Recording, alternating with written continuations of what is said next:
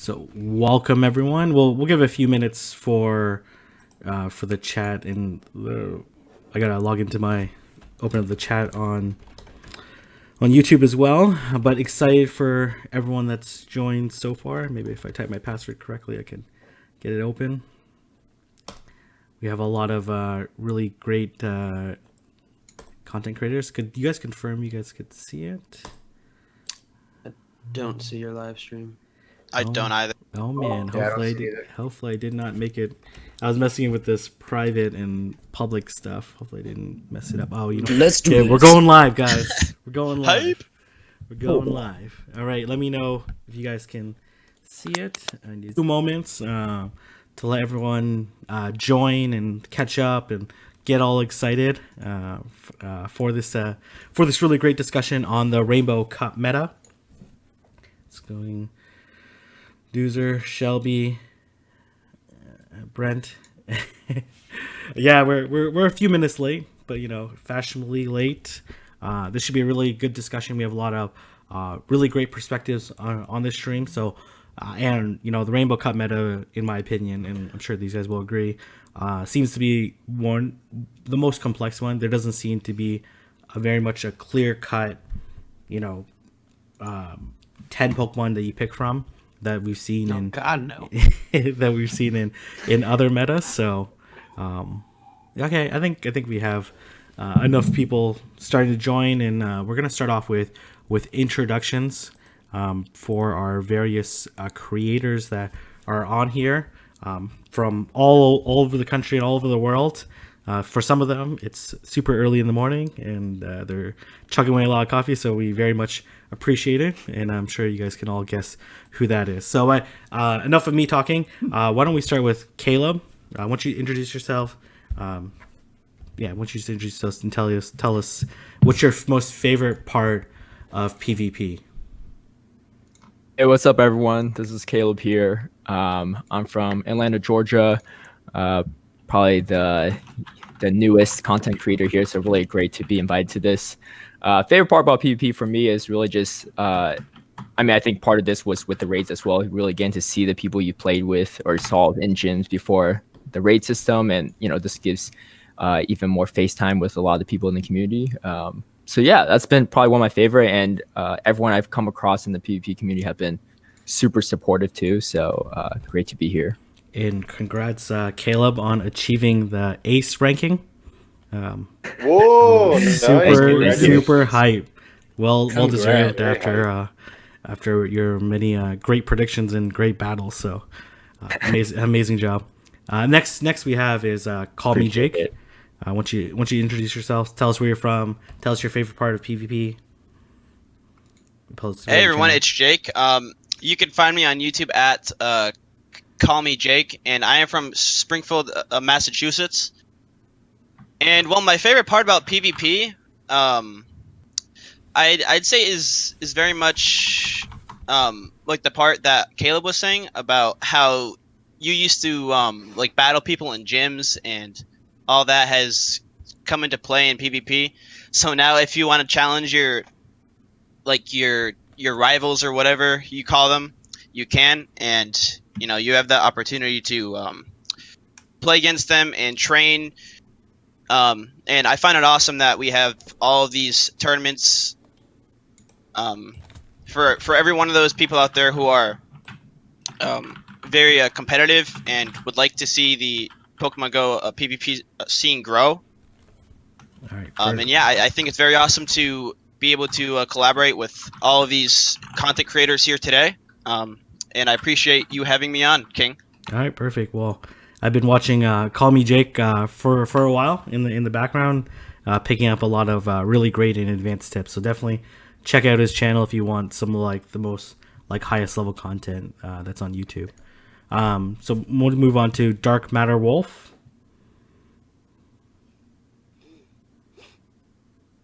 Hello, test. Hey, what's up, everybody? My name is Efren, known as the content creator Dark Matter Wolf. I'm from California, Santa Monica. Fairly new to PvP, but my favorite thing about it is the community aspect behind it, how everybody's able to literally all over the world is coming together and participating in these local tournaments. And then like my first experience at a regional was just incredible. Like I got the chills, like literally I got the chills watching everybody and looking at the just looking at all the energy in the room. And it's like the fact that that was going on in one place mind blew me because that was going around everywhere, all over the world. And it's all because of Pokemon Go. So yeah, excited for this Pokemon Go PvP experience. Perfect. And thanks for covering the LA regionals. I know that looked like a really super competitive regional, so it was good to get some shoutcasting out there and some really really good coverage. And if you guys want to catch recaps of that, check it out on Pokemaster Holly's channel. Actually, quick question, Dark Matter Wolf. What made you want to do your first tournament? I think it was a Nightmare Cup tournament a few weeks ago. What made you all of a sudden want to participate in a PvP Silph Arena tournament? See, that's the thing. I've been trying to start it since Tempest, but in Santa Monica, there's not really a big community of PvP, and it took me like 2 months to get 8 people together to start a tournament, which is pretty awesome. I just couldn't find a place to go and participate, and I wasn't really knowledgeable. Like the Silph GG was actually the first time I actually logged on to it or used it was not too long ago before the Nightmare Cup, and then setting my own Discord. I was really new to all that stuff, and now we got a small group in Santa Monica that's sparked with the PvP, and we're all ready for more battles. Perfect. I'll be looking for some names in the Santa Monica leaderboard shortly. That's great. Next we got Jay Devon. You want to tell us about yourself and tell us where you're from, and then tell us your favorite part of PvP. Battlers, how's it going, chat? Let's get some hype and stuff. Hi, everybody. My name's James. I do go by J Devon online. It's also my Pokemon Go name. PvP really means a lot to me. It's something I feel like should have come to this game a really long time ago. Gym rivalry, rating, those things have been competitive. There's the league for that. But PvP brings in a whole new dynamic, and kind of building off of what Ephraim said about, the community aspect, that really brings it home for me. A lot of people, unfortunately, in my area aren't so into it. So that's my main goal right now, is to get more people into it. But yeah, I'm glad to be here. Very excited to be here, and I'm humbled to have been invited. Thank you, King. Yeah, no worries, Jay. Hopefully, we can turn those travelers into battlers. Trainers and travelers. Yeah, exactly. We'll turn them into battlers. No problem. And definitely, if you want to have some good laughs, but also pick up a lot of really good sneaky insights, definitely check out Jay Devlin's channel. He's definitely been grinding out those videos. So yeah, if you subscribe and check him out, you're definitely going to be seeing a lot of PvP content. Especially, it's going to help you get ready for the Rainbow Cup. So thanks for joining. Next, we have John J. Firmakis. Why don't you introduce yourselves, tell us where you're from, and tell us your favorite part of PvP. Hey, King. I'm from Toronto, Ontario, same city as you. The thing I love about PvP is that it really shows the true competitive side of players. You put all your resources that you've been grinding for since 2016 into some use. You're basically going head to head with all your friends and your community, and you're just making it an overall great experience to be able to go up in world ranking and with the Silph Arena, and basically play with everyone that you normally play with, but now on a competitive scale. But I do really appreciate being on this live stream with you. So thank you so much for the opportunity. And shout out to John for making the infographic. I know it was tough, and there's the Rainbow Cup meta is not an easy one to display. John, they're asking where can they get the infographic? Are you gonna tweet it out later? I will be posting it on my Twitter after this live stream. So check him out. Jay Firmakis, is that your Twitter handle? Yeah, J Firmakis _Pogo. All right, perfect. And next up, we have, and correct me if I'm wrong, Gemma, we have the only regional cup winner winning from another country. I'm gonna put that bold statement out there. Gemma Banks coming from Canada, going That's to the a US. soft border, King. Yeah, no, cheer. I like the way he set that up. The only person in the world potentially to go to another country and battle. You know, it was a tough tournament. I And appreciate the setup, but I'm Jimma Banks, like King said, and again, very humbled to be included in this group of content creators. But I'm from a small town, Sarnia, Ontario, in Canada, and yeah, the border is very close. Michigan is about a 10-minute drive, and PvP is obviously fun. That's why we do it. And so I don't know if that's the best thing about it. Obviously, it helps us, pique interest in it. But, the communities that are growing, and even as we now travel to different cities, and that's really fun helping build these cities. We hear a couple people on this stream, and then also people all over on YouTube and Twitter say they don't have enough for a tournament, which is kind of sad, especially when so many people want to battle. So I think as we all do our part, every city will have more than enough to hopefully do their tournaments as these regional tournaments even get bigger. So again, thank you for having me. Oh, great.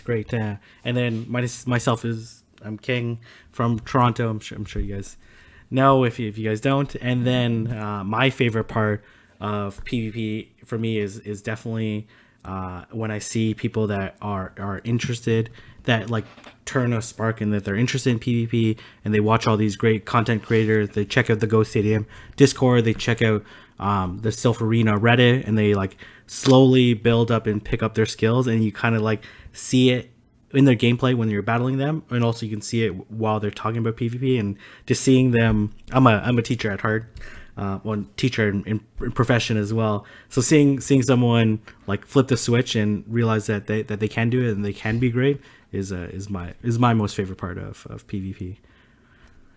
So next we're gonna turn it over to Maddie.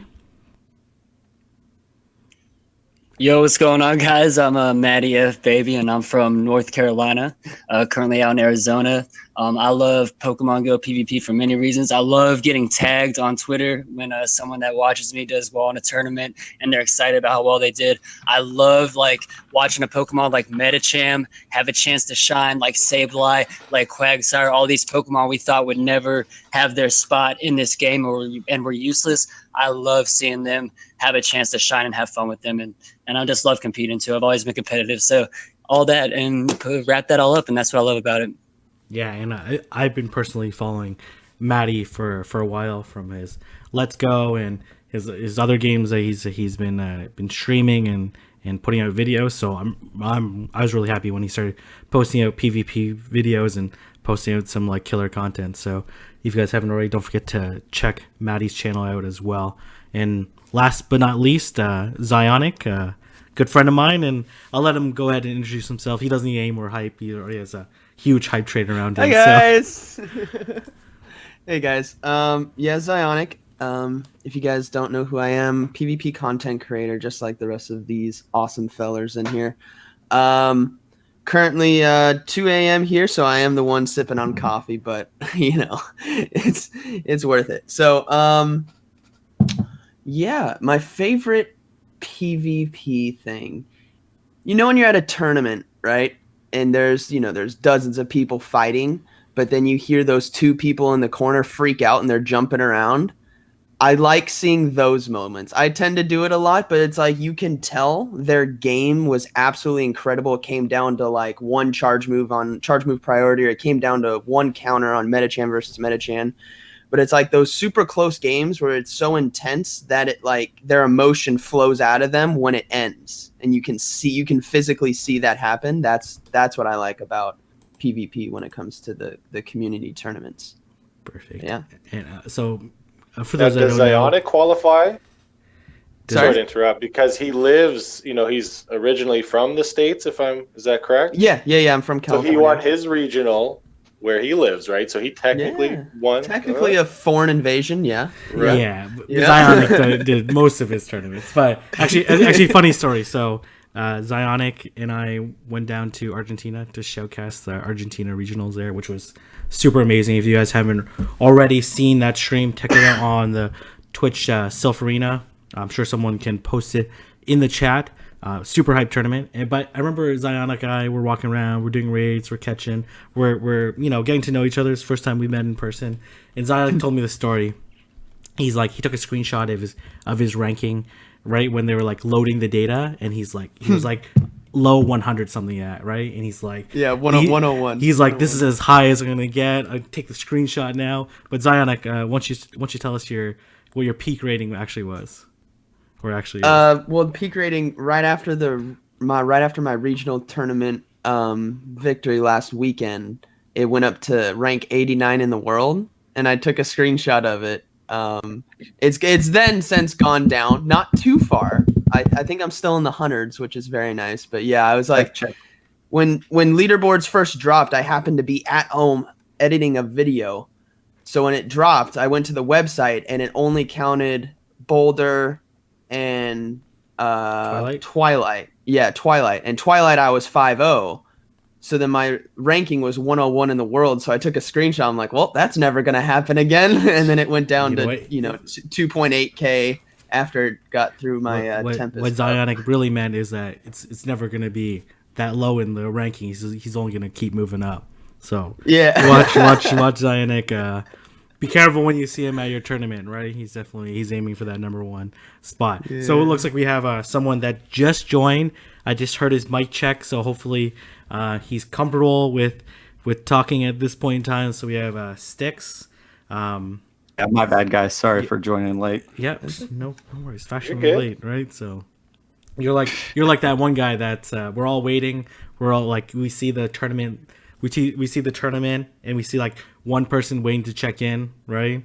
And they're like, oh, we can't start the tournament until this person comes. So the party has not started until Sticks has joined. So won't you tell us about yourself, tell us where you're from, and then tell us your most favorite part of PvP.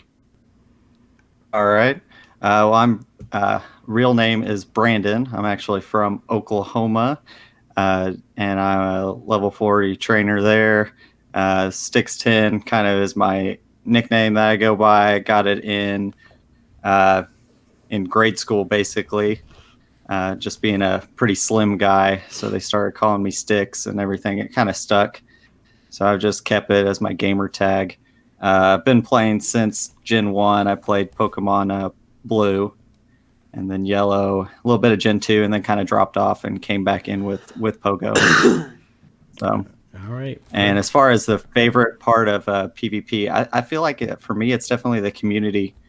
Just around here, we've got a pretty solid community that does PvP, and just getting to know those trainers and everything, I feel like is the best part for me, at least. Yeah, for sure. And definitely check out Six Channel. I've been watching his perspective and other YouTubers' perspectives when they battle Six, and he puts up a really, really good fight. So definitely worth checking out to check out some great tips and some analysis to help you get you ready for your Silpharina Cup. So thank you everyone for the introduction. So hopefully everyone knows who's available, and you can also check everyone's channels in the link in the description, and then as well have at their Twitter name. So if you want to check them out and follow them on Twitter, that's a good way of getting some real-time analysis as well. So we're gonna move on to this Rainbow Cup, really complex mess of a analysis that we have coming up ahead, but we're gonna carefully untangle it and help you be more prepared for your Rainbow Cup tournament. So since John is the one that created this beautiful infographic, why don't you just tell us about each of the groups and why you formed the groups? Because there's certainly some like mixed type ones, like I see the Charizard and Mantine, for example, and obviously I see Quagsire on its own. So why don't you just walk us through walk us high level, like why you group them together, and then we can start getting some input from people regarding their thoughts on what their favorites are, some moveset considerations, some team combinations, trios, teams of 6, etc. So go ahead, I'll let you take it away from here, John. Alrighty. So this infograph took quite a little bit of time. It took a lot longer than I expected to take. It was actually me and Scrub Lord Dustin. We worked on this together to try to make this for this live stream. On this chart, you're going to be seeing that it's the basic fire beats grass, grass beats water, water beats fire, as you can see with the big arrows. And then you have the little arrows that kind of go to show who beats who. Now, again, you're not going to see the very detailed image where basically Beedrill and Fortress beat Azumarill. But again, it's just the base, right? Water beats Bug. And then you're going to see Fire beats Magneton. And you're going to see Electric beats the Flyers. So inside the center, we have Charizard and Mantine. Yes, I remember from Best and West. All right, yes, Mantine. Mantine, they beat the grass types because they're both flying. And of course, Charizard has the fire typing. Then, of course, we have the electric types that counter the flying types. And then, of course, we have the bug types that counter the grass types. And then the fire counter the bug, etc., etc. Okay. Jake, you got something to say? Perfect. Yeah. So I'm not sure if you covered this just now, but you have Quagsire here, and in this cup, Quagsire is the pot of gold essentially. He is able to win a lot of matchups. He's able to beat against the Raichu, the Raikou, like everything that's weak to ground. He's able to beat the fire types, being Typhlosion and Ninetales. He's able to even have positive matchups against the Flyers, being Mantine and Charizard, with that 4-time super effective Stone Edge on Charizard and the 1-time super effective damage on Mantine. He is, although, going to lose very hard to the grass users, whether they're running Razor Leaf or Vine Whip. And then against the water meta, Quagsire is pretty even against them. Although Quagsire will for sure beat Lantern there. Although a lot of the other water-type Pokemon will have a chance against Quagsire. Obviously, keeping in mind who uses shields when and how much each Pokemon has against Quagsire with energy. And then on the left here, I'll take two. J-Farm, I'll do the Grass Confusion user and the Water Confusion user, if that's okay with you. Yeah, go ahead. Alrighty, so first we have Slowbro. Yeah. First we have Slowbro, which is going to be the Water Confusion user of the meta, and Slowpoke as well. Of course, Slowbro is going to be the cheaper option of the two, because Slowpoke you require to max out at level 40 with 100% IVs. And those are going to be doing pretty well against the grass users that are Venusaur and Victory Bell, because they do have that poison typing as well as grass, so that confusion will be chunking away at them. And then against Meganium, it's going to be a lot tougher of a battle for them, because Meganium is not part poison, which means Meganium's Frenzy Plants are going to be doing super effective damage to the Water Confusion users. And then Slowbro and Slowpoke are not going to be wanting to go up against Raikou, Raichu, or the other Wild Charge users and such. And then they're going to have a very fun time against Typhlosion, because they're going to be resisting those Blast Burns and Fire Spins. So you definitely want to use Slowbro and Slowpoke against those. And then we have, let's see here, we have the water users, which those matchups will be quite even. If I remember correctly, on PvPoke simulations, those matchups are quite even based on shields. And then we have the two Flyers in the middle, which Slowbro and Slowpoke will be doing very well against, resisting those Blast Burns from Charizard.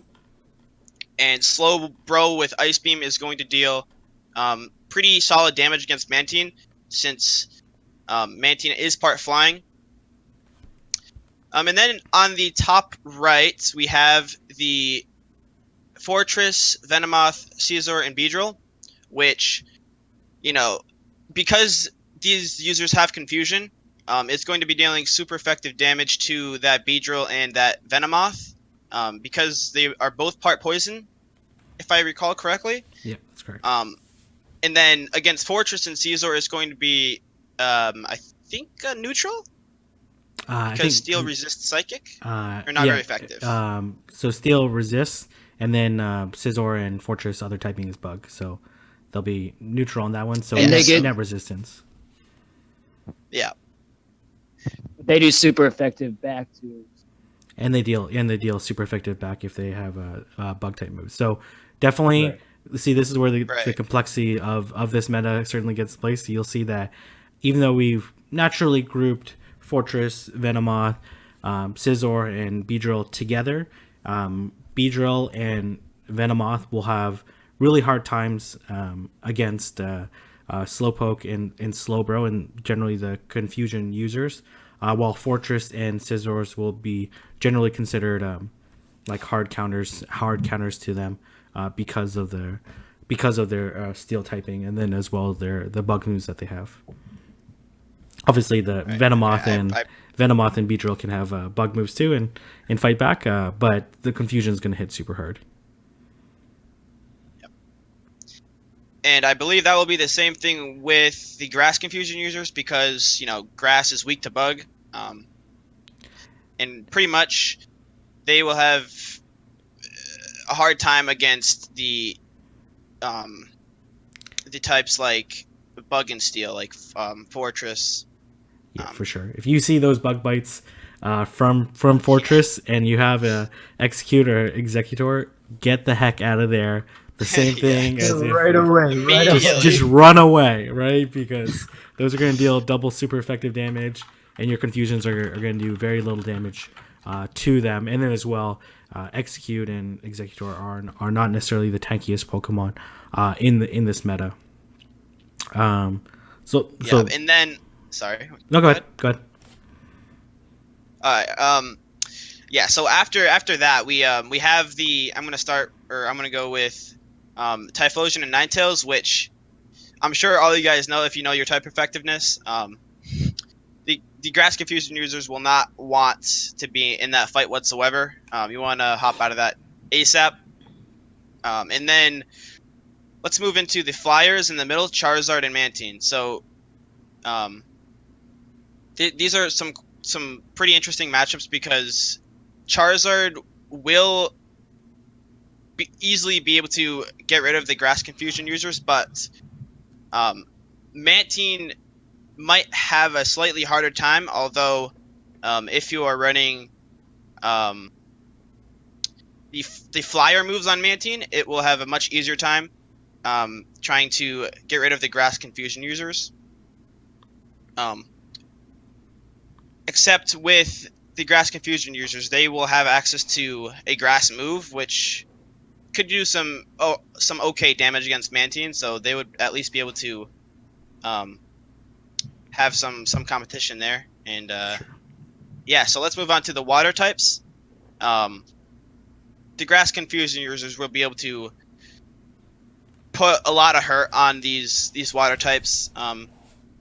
Whether you're running confusion or a grass quick move, they won't want to have a time against those. And then we move on to the grass users, being Venusaur, Victreebel, and Meganium.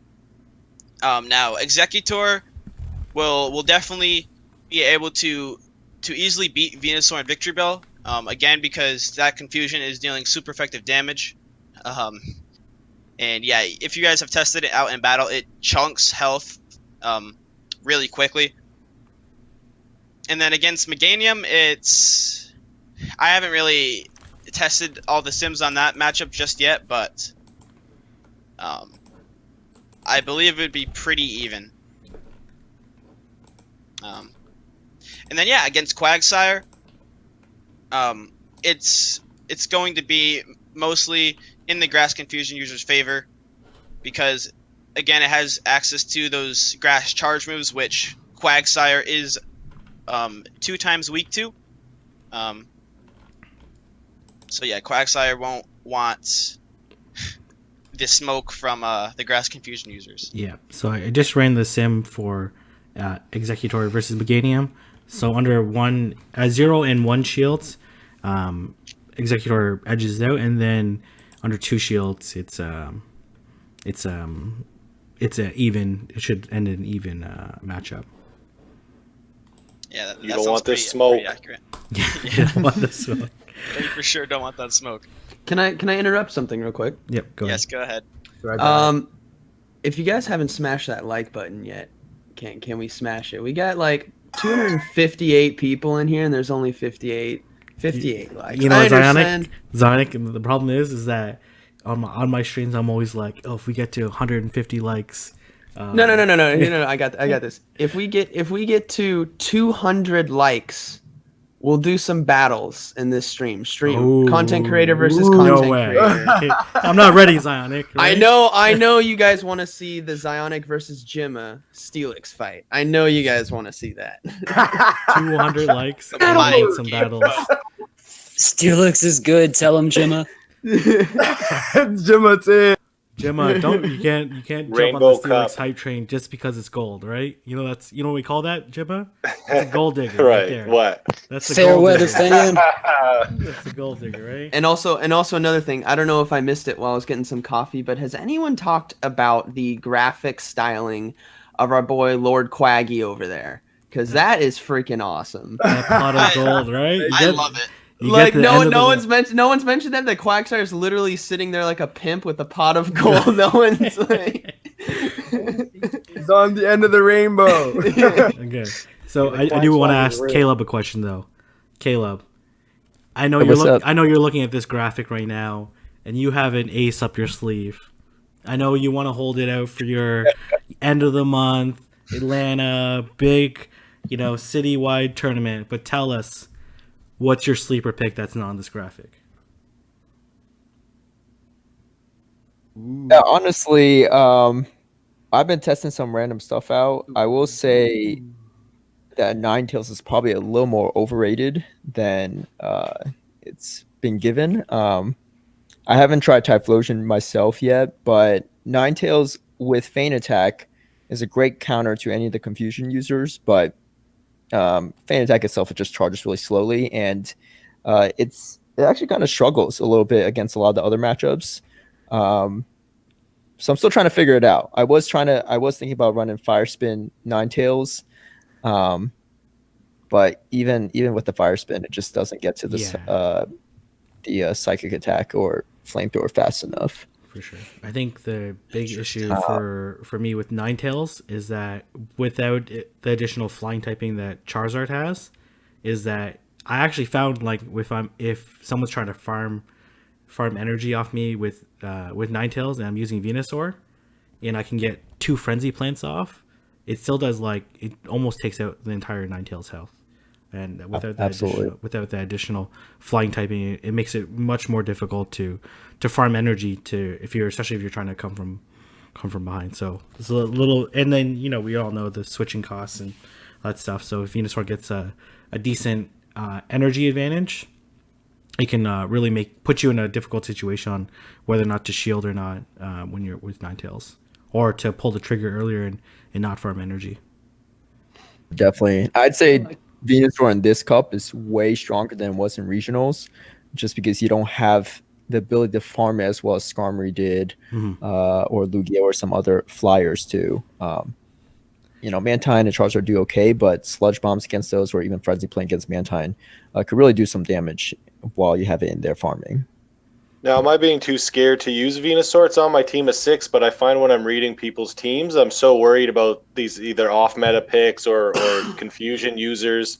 Should I pair Venusaur with anything specific, or I shouldn't be such a wimp and just go for it?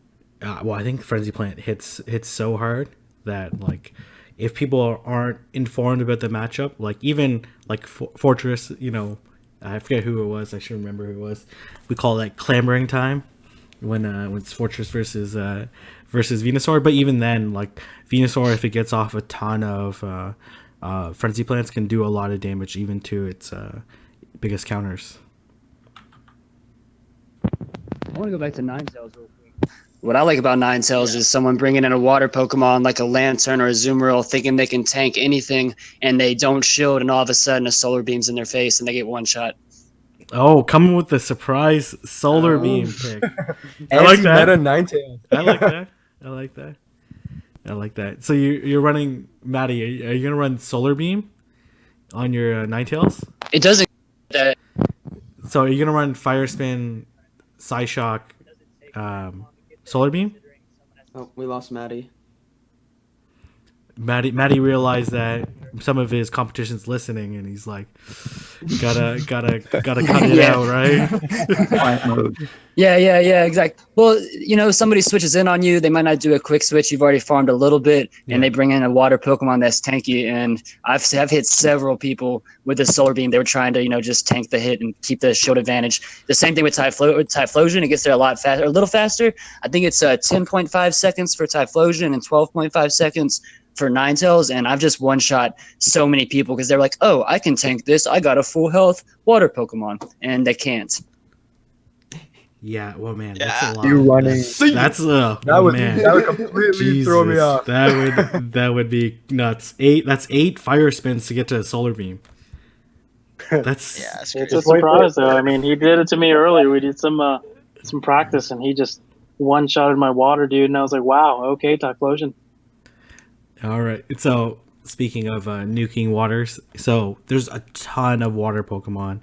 Can we hear from some people that haven't spoken on and what 1, 2, 3, 4, 5, 6 water Pokemon are you bringing to the cup or thinking about bringing? I'm bringing all 6, King. Full water team. Some people were running that idea of like I'm bringing Kingdra, I'm being Quagsire. I'm bringing Azumarill, Lantern, Blastoise, Lapras. Bringing them all. Full water. No, I think water's like the hardest decision for me, right? I go to the other ones and I'm just like, yep, Charizard, locked. Venusaur, locked. I'm still tossed up right now between Fortress and Beedrill. The electricals, I don't have a Legacy Magneton. I don't have a Legacy anything on the electricals, so I'm probably going to go with just like a Spark Raichu. But like the waters, I got all of them. I got legacies, and I'm just like, oh god, what do I choose? But I think my 2, Quag is definitely going to be the staple of everyone's team, just kind of like Lucario and Metachan and everything we've seen before. I think Quag's going to be the staple. And then, the second one is the toughest, because I want to bring Blastoise. It's my favorite starter. I got 1500 combat power, shiny with sunglasses, Community Day move, but then Azumarill is an absolute tank, and then Kingdra could run through Pokemon as long as you use a shield on him as Dragon Breath can destroy. So I think water's gonna be the hardest, but I think the one lock and we can all agree on is Quagsire. Yeah. Okay. Yeah, I like Quag. And I like Azu a lot, so I've been running a lot of Quag and Azu. It's still early, of course. I want to try out a Mantine, right? With all that flying damage, it's a good counter, and so Mantine's the one I want to try. And then what I'm running now for now anyway is Quag and Azu. Okay, we haven't heard much from Sticks. I like Quag, Mantine. Personally, as a double water comp, you can throw a couple different Pokemon in there depending on what you're facing. It works really well together as a team. And I'm thinking of running a third water Pokemon on my team as well. Just haven't really decided which one between like Lantern and Azumarill. For sure. And Maddie said that. I battled Maddie the other day, and he had 4 water Pokemon. I see a lot of people with even up to 3 on their team of 6, which I don't think's out of the question. I know, again, it's still early, but again, with the diversity of some of these water Pokemon, you can get away with 3 of them on your team. So I've seen some like early team comps, and then some of the early team comps include like no electrics. What is the relevancy of electric Pokemon at this stage of the meta, and do you feel like there might be some shifts or changes? Because certainly it's viable to run a team without any electrics, but it's also the case that if people are running like Mantine more, maybe these electrics have a little bit more relevancy. So I want to hear some opinions, maybe from some people that haven't spoken as much yet. Styx and Jay Devon, why don't you tell us your thoughts on the electric type meta? Is it relevant? Yeah, I'll jump in here real quick. So as far as that goes, I mean, I've been testing out Raichu, and I think one of the problems with it is it actually can tie or lose with Azumarill. Even with Wild Charge hitting, I mean, Azumarill is just so tanky that it can take it. And I think that's one of the issues.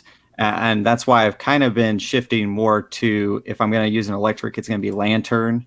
And then my debate has been whether to run Water Gun or Charge Beam on it for this. Right now I've got Water Gun on it, but we'll see if, as I keep testing, if it stays with that Water Gun. So using it more as a water type attacker instead of, still has that option of the Thunderbolt. In the no shield scenario, Raichu beats it with 4 HP left, so you don't have a very good one, which is oftentimes legacy ones, and you're gonna have a lot of trouble versus Azumarill, which people have quite a bit of access to since it hatches and it's been around for so long. So people have pretty decent ones as well. Yeah, certainly one of the challenges with electrics is that they're so squishy. Minus one water electric, which is Lantern as well, and then the electrics don't have a ton of resistances, with the exception of Megaton. Jay, what are your thoughts on electric meta? And you kind of just summed it up right there. I mean, all of the waters are really squishy, and my only thought on Lantern, I really liked it from the beginning. You know, when we saw the announcement and I saw the typings, but with such a strong presence, you know, from Venusaur and even Meganium, I just don't know how I feel about using it. Do you know what I mean? I'd rather just use a pure electric attacker. I mean, the only one I've really tested so far has been Raichu. I got really wrecked early on when I wasn't having an electric, and ever since I've been, you know, using it, I don't have a Thunder Shock right now, rip me, but I have one right now, a Spark, Thunder Punch, and Wild Charge, and it is really good for the shield baiting. It does lose some certain matchups pretty quick, but I'd rather be able to get off that quicker damage that's super effective, you know, especially against the Charizard threat. And if there's another water type that can take super effective, you can still get to Thunder Punch really quick. Even without Thunder Shock, it can be really spammy. And that's why I'm going to stick with Thunder Punch. Like I'm a huge believer in Thunder Punch, because I feel like it makes Raichu more of a threat than he would be if he does not have Thunder Punch. I mean, the same thing could be said with, you know, if you get a Magneton that has Discharge and Thunder Shock, that would be the same way to go. With the electric types, they're quick to die, but they can be quick to put out the damage too. They're kind of flaky, I feel. For sure. I do think like Magneton with Steel does provide some resistances, which makes it okay in some cases. Like it can tank a Frenzy Plant better than Raichu and Raikou. Okay, I'm gonna put 2 people on the spot, so be ready for it. I want someone to pick a pro, and this is not pre-planned, a pro Kingdra side, and then a anti. Why? So tell me. I'm gonna pick someone, and whoever answers first can pick which side. Why you should run Kingdra and why you shouldn't run Kingdra. So I'm gonna just pick people at random. I'm gonna say Caleb and call me Jake. Who wants to go on? Who wants to be each side? Jake, you could pick pro or con. I'm okay with that. Okay, so because a lot of hype around Kingdra when it initially dropped, and I see like a lot of people feel. Just some points while you guys decide what you guys want to do. A lot of people feel like a safe switch because it has so many resistances against what people would typically define this meta to be. But who wants to go? Why you should run Kingdra on your team of 6? Yeah, I mean, I guess I'll do that one. I'll be I'll do pro. Okay, go for it. All right, so pro Kingdra. Let's see here. Well, last night I was actually I made a graphic actually, showing his matchups against the entire Rainbow Cup meta. Mhm. I need 1 second here to pop that up, but I was making it last night. And I was looking at its matchups, and it does amazing against a lot of the meta. Okay, let's see. I'm bringing up my graphic here.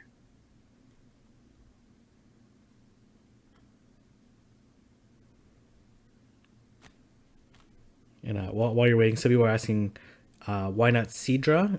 I don't think Seadra. Part of Kingdra's strength is it? Yeah, it doesn't have the, some of the no weakness to ice, but its dragon typing, I think, is the reason why people are running, are potentially choosing to run Kingdra, because of its it results in a double weakness, double resistance to water, and then as well as a lot of neutral net resistances, and then obviously double resistance to fire, Yeah, and all that stuff. So I find he's a very, very good generalist, but I'm not 100% sure if he's good enough to be on a team. John, That's how I feel too. don't help Caleb. He's perfectly capable of debating. He's tons of points ready. yeah, Yeah, I just want Jake to throw out all the pros first. yeah. I'm trying.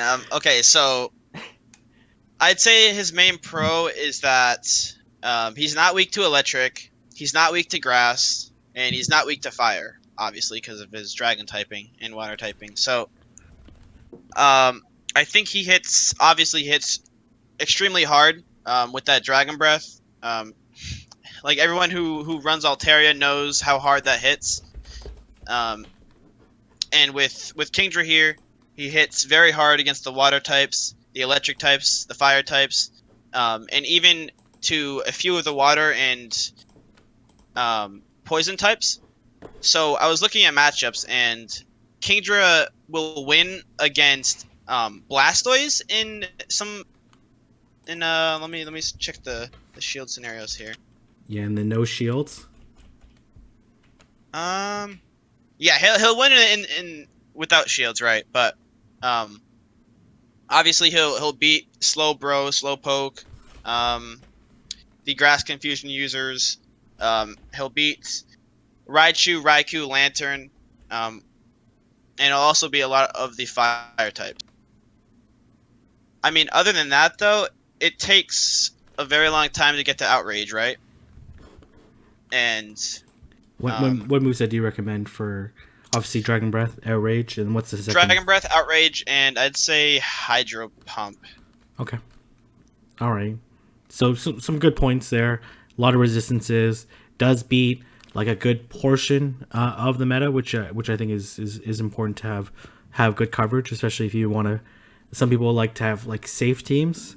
So I think that's it's a really good point. So let's turn over to Caleb on tell the people why they should not run Kingdra. Yeah, for sure. I actually got to practice with a Kingdra for the past few days, and I think the main thing is it's very strong when your opponent doesn't have shields left, and especially as a closer. But if you have shields, like you said, it takes a while to get to Outrage, probably even a lot longer for Hydro Pump. Both Fortress and Azumarill will probably wall it off pretty hard. And I wouldn't count out Azumarill in this cup just because even though you have some poison types and some grass types, it's still very bulky, and it's gonna hit it for neutral with Ice Beam, and also you have if you have Play Rough on the Azumarill as well, that's going to do super effective damage. And then the Fortress just can tank a lot of the dragon moves, so that's probably why you want to run Hydro Pump on it if you do end up choosing Kingdra. But yeah, like I said, like if they have a shield, even 2 shields when they're going up against a Kingdra, it's going to be kind of tough. Though it is not, though it resists the water typing and fire typings, which are obviously fairly common in this cup. It takes neutral from a lot of things. So if some certain Pokemon have energy built up going into the match, they could definitely put a lot of damage onto the Kingdra, even if they may not come out on top. So Those are my reasons why I would recommend not running Kingdra. Obviously, still a very viable option for this cup, though. Yeah, certainly. And for people that haven't gone up against Kingdra and seen that Dragon Breath damage just chunk down your health, it can I see some people put in the chat, it can sometimes force people to panic to switch and lose the switch advantage, even if they think they have like a decent matchup against Kingdra, just because of how quickly that Dragon Breath damage is going down. So the next portion that I want to discuss, and people can feel free to jump in, is tell me what bug types. It seems like the most popular bug type right now is Fortress, but give me the arguments or discussions or counter reasons on the other potential bug types and why you shouldn't run it. I'm liking this hot seat thing, King. So if you want to choose two other random people, no. I love it. I actually have a hot seat. I have a hot seat for the next one. I want to keep it. I don't want people to like be sweating and all that stuff. I want you guys to feel comfortable. Talk. Then hot seat. Put the pressure on. Okay. Then talk. Then pressure. So does anyone want to jump in on these bugs with me? Hey, first off, someone talk if they're gonna run another bug Pokemon that's not Fortress. If they're gonna run another what? Sorry. If they're gonna run a bug type that's not Fortress on their team of 6. Ooh, yeah. Okay, I'll take that angle.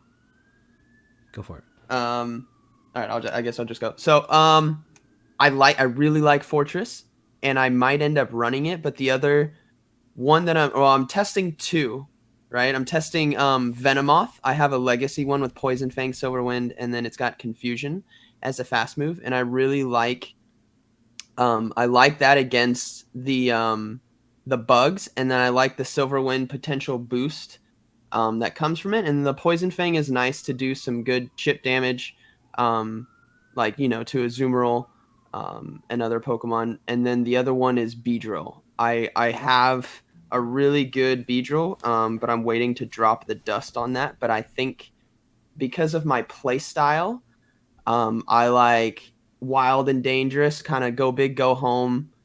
I think I might end up going with Beedrill because I like the spamminess that will come from it, and then I like that Sludge Bomb. Even if let's say I'm storing energy, I have Beedrill versus your Venusaur on the start, and you swap in Charizard, and I land that Sludge Bomb. After 2 fast attacks of you coming in, and you don't shield that, that's gonna hurt. And then I can just swap out and farm you on my Azumarill, Okay. So I think the Sludge Bomb damage threat from a Beedrill is going to be huge, and it's going to force shields. And that's why I would kind of lean towards Beedrill over Fortress, because Fortress tanks a lot, but he takes forever to get to charge moves. And you kind of know what's coming. But then Beedrill is like, oh crap, is this X Scissor? Is this 2 X Scissors, or is this a Sludge Bomb? So that's my part on the bugs. Oh, perfect. Okay, so that was gonna be my follow-up question. What are you running? So Sludge Bomb for sure. I do hear some debates between X Scissor and I think it's Aerial Ace. Aerial Ace, yeah. Obviously X Scissor being the cheapest of the moves. But Aerial Ace not being that much cheaper behind it. I think it's like 35, 45, 50, if I recall correctly. So it sounds like your X Scissor Sludge Bomb. For now, yeah. But I haven't. This has all just been like kind of like Sims, and then like battling in my head for anyone else who does that, who they're just bored and you're just like you're playing out battles. I'm not crazy. People do it. Yeah. Once I get the Beedrill ready to go, I'll be trying out the different movesets. But I think for now I'm gonna go with the Poison Jab, X Scissor, Sludge Bomb. Okay, perfect. Anyone else gonna run any non-Fortress bug types? It would really only be Beedrill for me. I know it's still early and we shouldn't just say, only already, but I'm really just looking at Fortress and Beedrill, and I could be way off. I'm not really liking Venomoth for this one, so I'm not trying to be like a hater towards it. Maybe you guys can step in. I almost feel like there's only 2 bug options with Beedrill or Fortress. Oh man, sounds like crazy? We want to see a battle between Zionic and Gemma, where Zionic's using Venomoth. So Gemma, Yeah, why do it's it. viable. Lead with We it. could, But we need those 200 likes on the. Actually, I'm gonna raise it up. It's 250 now. We got almost 400 people in the stream. So guys, smash That's that like button if great. you guys want to see some content creator battles. Yeah, Well, I think the amount of the people in the stream also shows how great PvP is and what a great idea this was to have us all together. And yeah, Zionic and I battling would be pretty hype because we just became Ultra Friends and we haven't battled yet. yeah. This would be our first. This would pop the Yeah. battle cherry. Okay. Yeah. So 250 likes. This is the first battle. between Am I you way and off, Nick. or what do you think, King? When I say something like that, like I think was that makes total sense. I do think. I mean about the Venomoth. It's like pros and cons. I do think Silverwind, whenever it's hit me, I always feel like it does way more damage than I expect it to. So I think it kind of throws me off on whether or not I should shield. Then sometimes I panic shield the next time they hit me with Poison Fang. So I think there is certainly some play. And because of I think it's only 4 confusions to get to a Silverwind. So it's hard to tell between when you're in the heat of the match whether it's going to be a Poison Fang or Silverwind, and then the chance of a boost obviously can swing the match a lot. Obviously, you shouldn't rely on that entirely. So let's dive into the heart of the bug Pokemon. That little clam, sometimes it's gold, with little red spikes around it. Fortress. Before we dive, I think a lot of people are liking Fortress, but is there someone that's not going to run Fortress? And tell me why you're thinking about right now why it's not viable. Not viable, why it doesn't fit your team of 6. I think the silences were all pro Fortress. Okay, that's fine. Okay, I don't know. Maddie, hold on. Maddie was saying something. Maddie, you're gonna have to bring it. It's hard to hear you. Oh no. That I don't like is just how long it takes to get to a lot of its charge moves, and then just getting caught by a fire type and just that double weakness. It is thick, but still, just double weaknesses scare me outside of Quagsire. And I've had decent success since I've started running Fortress, hit or miss. But I've also done pretty well against Fortress most times. But I'm not going to say it hasn't clapped me up a few times too. But yeah, I'm still on the fence is all I want to say. I haven't decided. But right now I haven't been leaning towards it personally. All right, perfect. All right. I think the good thing, knowing that so many people will either favor Fortress, being or having multiple ways to kill it would be a good strategy, or getting ready for your tournament. For sure. Okay, so here's the debate. I think Valor was kind of talking about in the chat. Tell me what moveset you're running on your Fortress, or thinking about running, and why. And then I want to hear reasons for the other combinations as well. Yeah, I mean, I was doing some testing, and actually I just didn't really pay attention to the charge moves. And at the start, I was running Rock Tomb and Earthquake, so I didn't have many issues. Rock Tomb does take a bit to charge up, but when I went to PV Poke, it recommended Heavy Slam for most scenarios or percentages. So I did test and change it. Of course, with me having to learn my typings, the steel is different depending on what scenario, and you do run into Quag a lot. So I thought that is a very good question. I know that's a long answer for I haven't really narrowed it down. I think you could almost run all 3, or maybe go with the 2 quicker charge moves with Rock Tomb or Heavy Slam, but then you're leaving off Earthquake that does a good chunk of damage if you're able to build up that energy. So it's a good question. All right. Okay, so Gemma's in the Rock Tomb, Earthquake, at least based off your testing previously. Anyone else running any other moveset combination? I'm just running Heavy Slam at the moment because, I haven't really tried Rock Tomb that much, but I completely get where people are coming from with wanting Rock Tomb for that fire type coverage.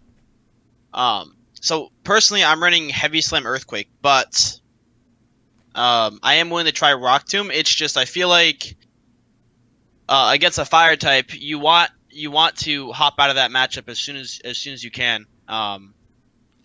Because you are 4 times weak in the main series and 2 times weak in this game.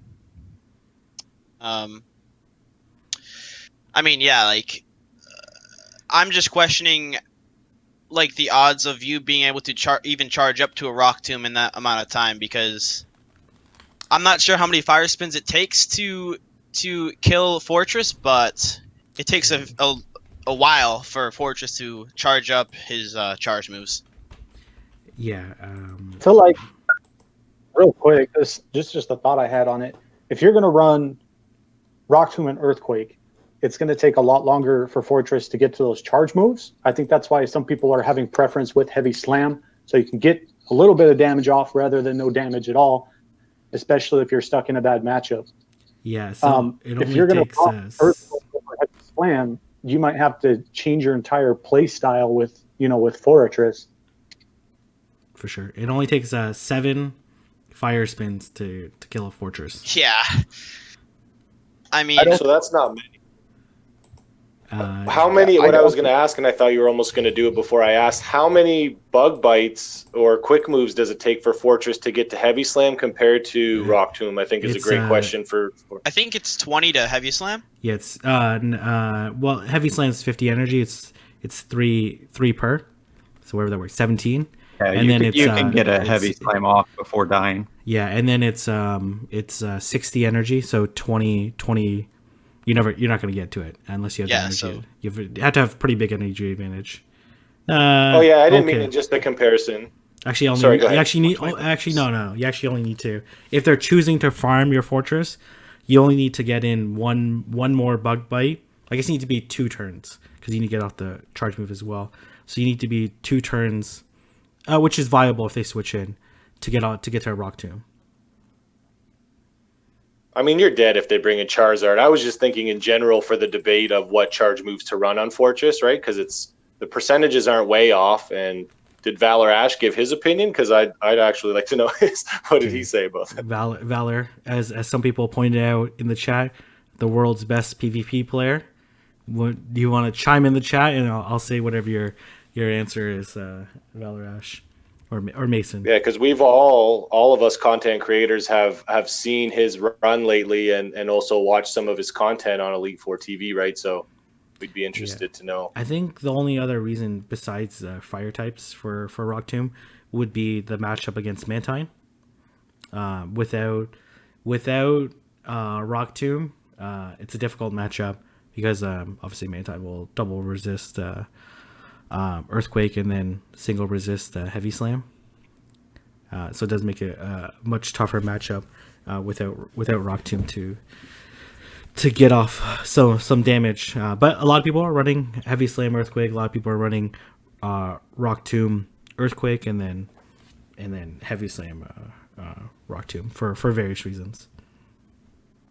Okay. I'd say honestly the only reason of Rock Tomb is really if you have an energy lead going into a Charizard switch in against Fortress and to force him to either shield or just take him out.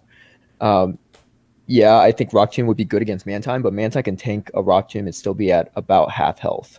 And that's just not a great match for Fortress to be in anyway. And Rock Tomb and Earthquake, I think Earthquake takes a little bit longer to get to, but they're very close. So against Ninetales, like you want to use Earthquake anyway.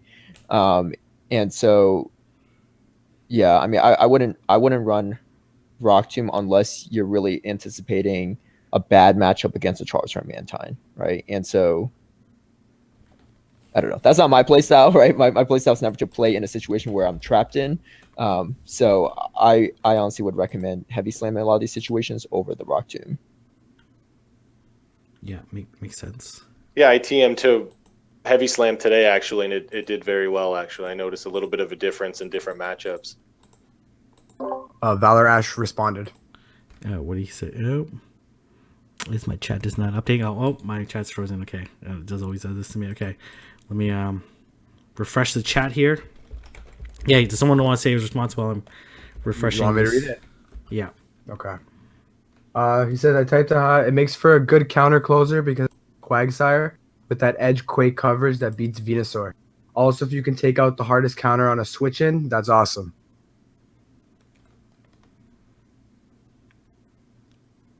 Okay. Because quake edge beats it. I'm not. What's the answer on that one? I'm sure. You know what? That he's so clever and so smart that I actually can't interpret what that what the answer is. Valor, you gotta. There's too much knowledge there. I can't. You gotta dumb it down for me, Valor. Right? You gotta dumb it down for me.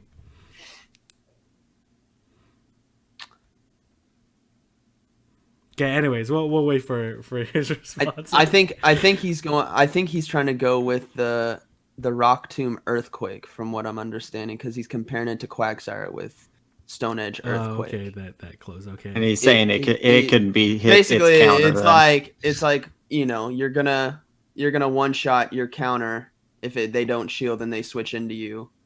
You know, you're either gonna force the shield or one shot the counter, basically. All right. Okay. Perfect. Okay. Glad that made sense. Okay. For the next debate, I'm gonna put Maddie versus Let's go, Maddie. Zionic. Yo. Right, and I want you guys to debate. I want one of you guys to pick Charizard, and someone else to pick Mantine. Why you should? Who's the other person? We didn't hear it. Okay, that's how confident Zionic is that he's gonna win this matchup. He's not even. You said me? Yeah, he's not even gonna hear Maddie, right? So, Maddie, you gotta come hard. So, Maddie, what do you want? Do you want Mantine or do you want Charizard? He said. I think he said Mantine. Yeah. All right. You're gonna have to speak a little louder, or speak a little closer to your phone. So, when we start off with Mantine or Mantine, whatever it's called. All right, can you hear me better now? I just turned it off from push to talk, so I can. Okay, now we can't hear you at all. Yeah, we can hear you. Yeah, you're good. Okay. Yeah. Okay, cool. What I like about Mantine is I like running double water types with Quagsire. You got Quagsire, who has an immunity tier as a ground type, and then it takes super effective from electric.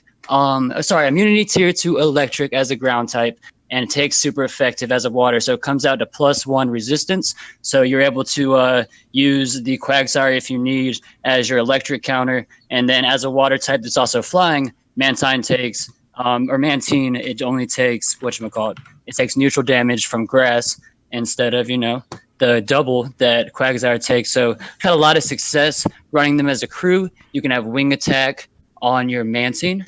With aerial ace, and then I like running water pulse because ice beam is gonna cover a lot of the same things that the aerial ace takes. You don't take double super effective from rock types like Charizard does, and I've had a lot of success running that double water type with like a Venusaur or a Ivysaur for me because I don't have Frenzy Plant Venusaur, and have a lot of success running those two together, and then just kind of looking at my opponent's team and thinking, what are they going to throw? Do I want to bring my Ninetales?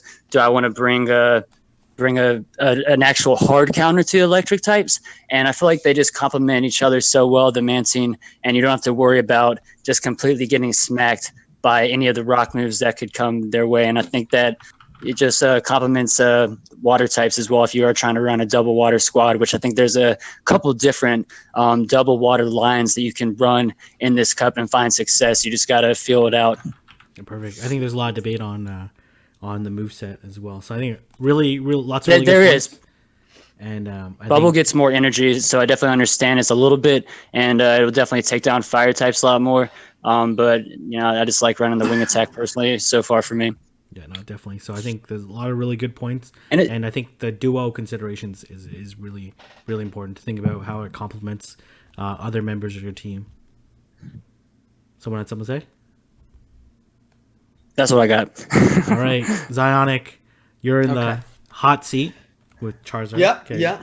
Very comfortable place to be with my buddy Charizard. So, first point of argument, guys. All right, we're talking about Gen 1 starters here. Nostalgia.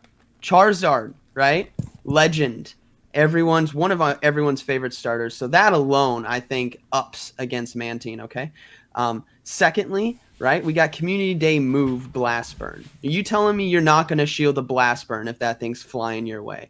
No matter what you are, except for maybe some of the water guys, but it's still going to put a good dent. Not only is going to put a dent, but against the electric types who like Magneton will take a ton of damage from Fire Spin, but let's say Raichu coming in, thinking you're going to get that cheeky, Wild Charge off or Thunder Punch to do a ton of damage, take out the Charizard, but then he blocks it, and then he Blast Burns you, and you have no shields left. You're done. See ya. There goes all your health. And you can farm against, you can just store so much energy against the Bug-type users to then Blast Burn the other Pokemon coming in. And not only that, you have shield baiting capability with Dragon Claw. Okay, so they may think it's a Blast Burn coming in, you bait that Dragon Claw, and then you swap out to your own counter. So then you burn their shield, you still store energy, and you swap to a counter. So Charizard is going to dominate the meta. We all know that. Pairing it up with Pokemon like Venusaur to help cover you against those waters. Now you have 2 Community Day moves that will absolutely steamroll a team if they aren't shielding, they aren't prepared for it. So Charizard, number 1. Not only that, right? You got Game of Thrones for all those Game of Thrones lover out there. Dracaris, dragons, Charizard, rank 1. Did you watch Game of Thrones? Oh yeah, I watched every single episode. We're rewatching it now, so. All right, perfect. All right, okay. Now to put everyone else on the hot seat. Okay, tell me if you're gonna run Mantine or Charizard, purely based off of those arguments. Okay. Oh dang. Okay, you want the hot seat? Yeah, I don't like being on the spot. I don't know if you could tell my voice. I was like breaking the whole time. I was like, ugh. Okay, Charizard. Just say I can see you like. I should have mentioned that I just like Ninetales with that SB too much also to love Charizard. Just the ability to one-shot those water Pokemon when people aren't expecting it is so amazing. Okay, no one wants to vote. You know what? No one's like, I don't want to ruin a future collab opportunity with Matty F Baby or Zionic, That's right? it. They're all so worried about it. Down here. I get you guys. Like just playing the. So I'm actually considering running both. Both. Oh, okay. But I'm give me the argument for both. I might run a different moveset on Mantine and make it Bubble with Ice Beam Aerial Ace. Ooh, Bubble is what I'm considering right now. Just interrupting real quick. I'm putting a straw poll in the chat for everyone to go vote on Mantine versus Charizard. All right. There's so much chat spam going on right now. Makes sense. Nice. All right. So People would have to go I think you posted with Charizard. I mean, the fire threat is way too much. With the Blast Burn, like Sonic was saying, with the spam ability of Dragon Claw. If he's going to lose a matchup, he's going to lose a matchup, right? The meta is a meta for a reason, but to sacrifice the hard fire threat against what can come out from the other side, Fortress being a thing, even against a Beedrill, Magneton if they're running a Magneton, I couldn't justify sacrificing that fire threat. Makes sense. And I've never really looked at them like you have to choose between. I've never looked at them in the same bracket. I look at Charizard as one of the fires and Mantine as one of the waters. So I've never actually thought about them like inclusively together. For sure, I think we grouped them in this. Well, John grouped them in this chart just because they do have like a lot of the similar coverage and similar weaknesses. But certainly you can certainly run them as different movesets. So let's actually go into a discussion area before we go into another debate. Mantine. What moveset combination is everyone running? If they are running it.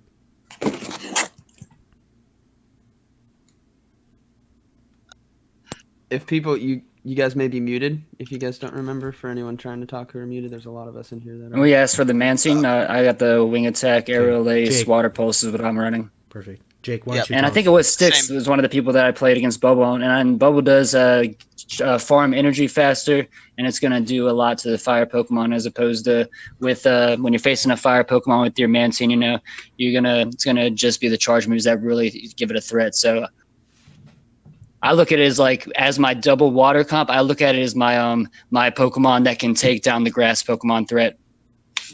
I'm running the same. That's what I like about it. The option to take down the grass. I haven't used Mantine, but definitely when I battled Maddie, I was very concerned about it, and it's one of the water that I need to test. And if everyone is trading your friends for them, make sure to get them as babies and buy the extra move while it's a baby before you evolve it. Okay, Sticks. Sticks, Sure. I need you to stick up for yourself. Tell us. All right. Tell us why Bubble is the way to go. I don't know if it is. Oh, don't Just fold under this in peer my pressure. in my Don't fold under testing this so peer far.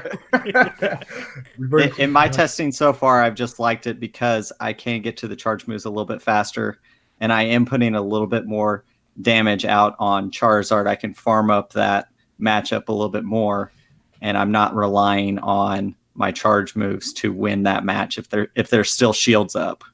So that's why I've liked it so far. I don't know if it's going to make my team, and I'm not sure. I've been considering switching to Wing Attack just to try it out, at least see how I like that.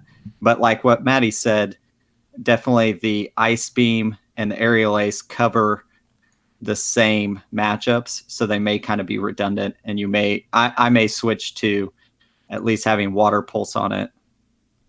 Okay. Instead of Ice Beam. All right. Okay. How many likes Yeah, are we at I right have now?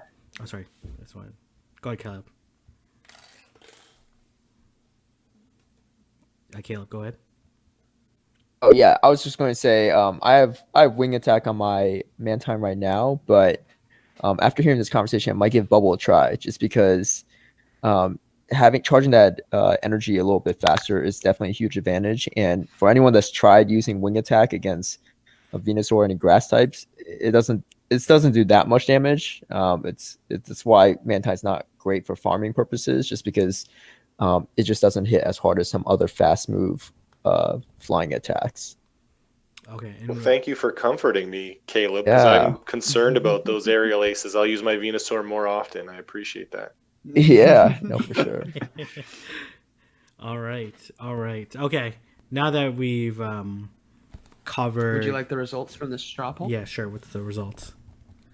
The results were 79 votes in, 43 votes for Charizard, 36 votes for Mantine. Oh, man. So close. 54% to 46%. Now, That's pretty close considering he's a fan favorite. Close. Yeah. The one thing that I think could have edged Maddie's debate ahead of Charizard, God rest this man's soul, and we all loved him for those who knew him growing up, is that Mantine took down Steve Irwin.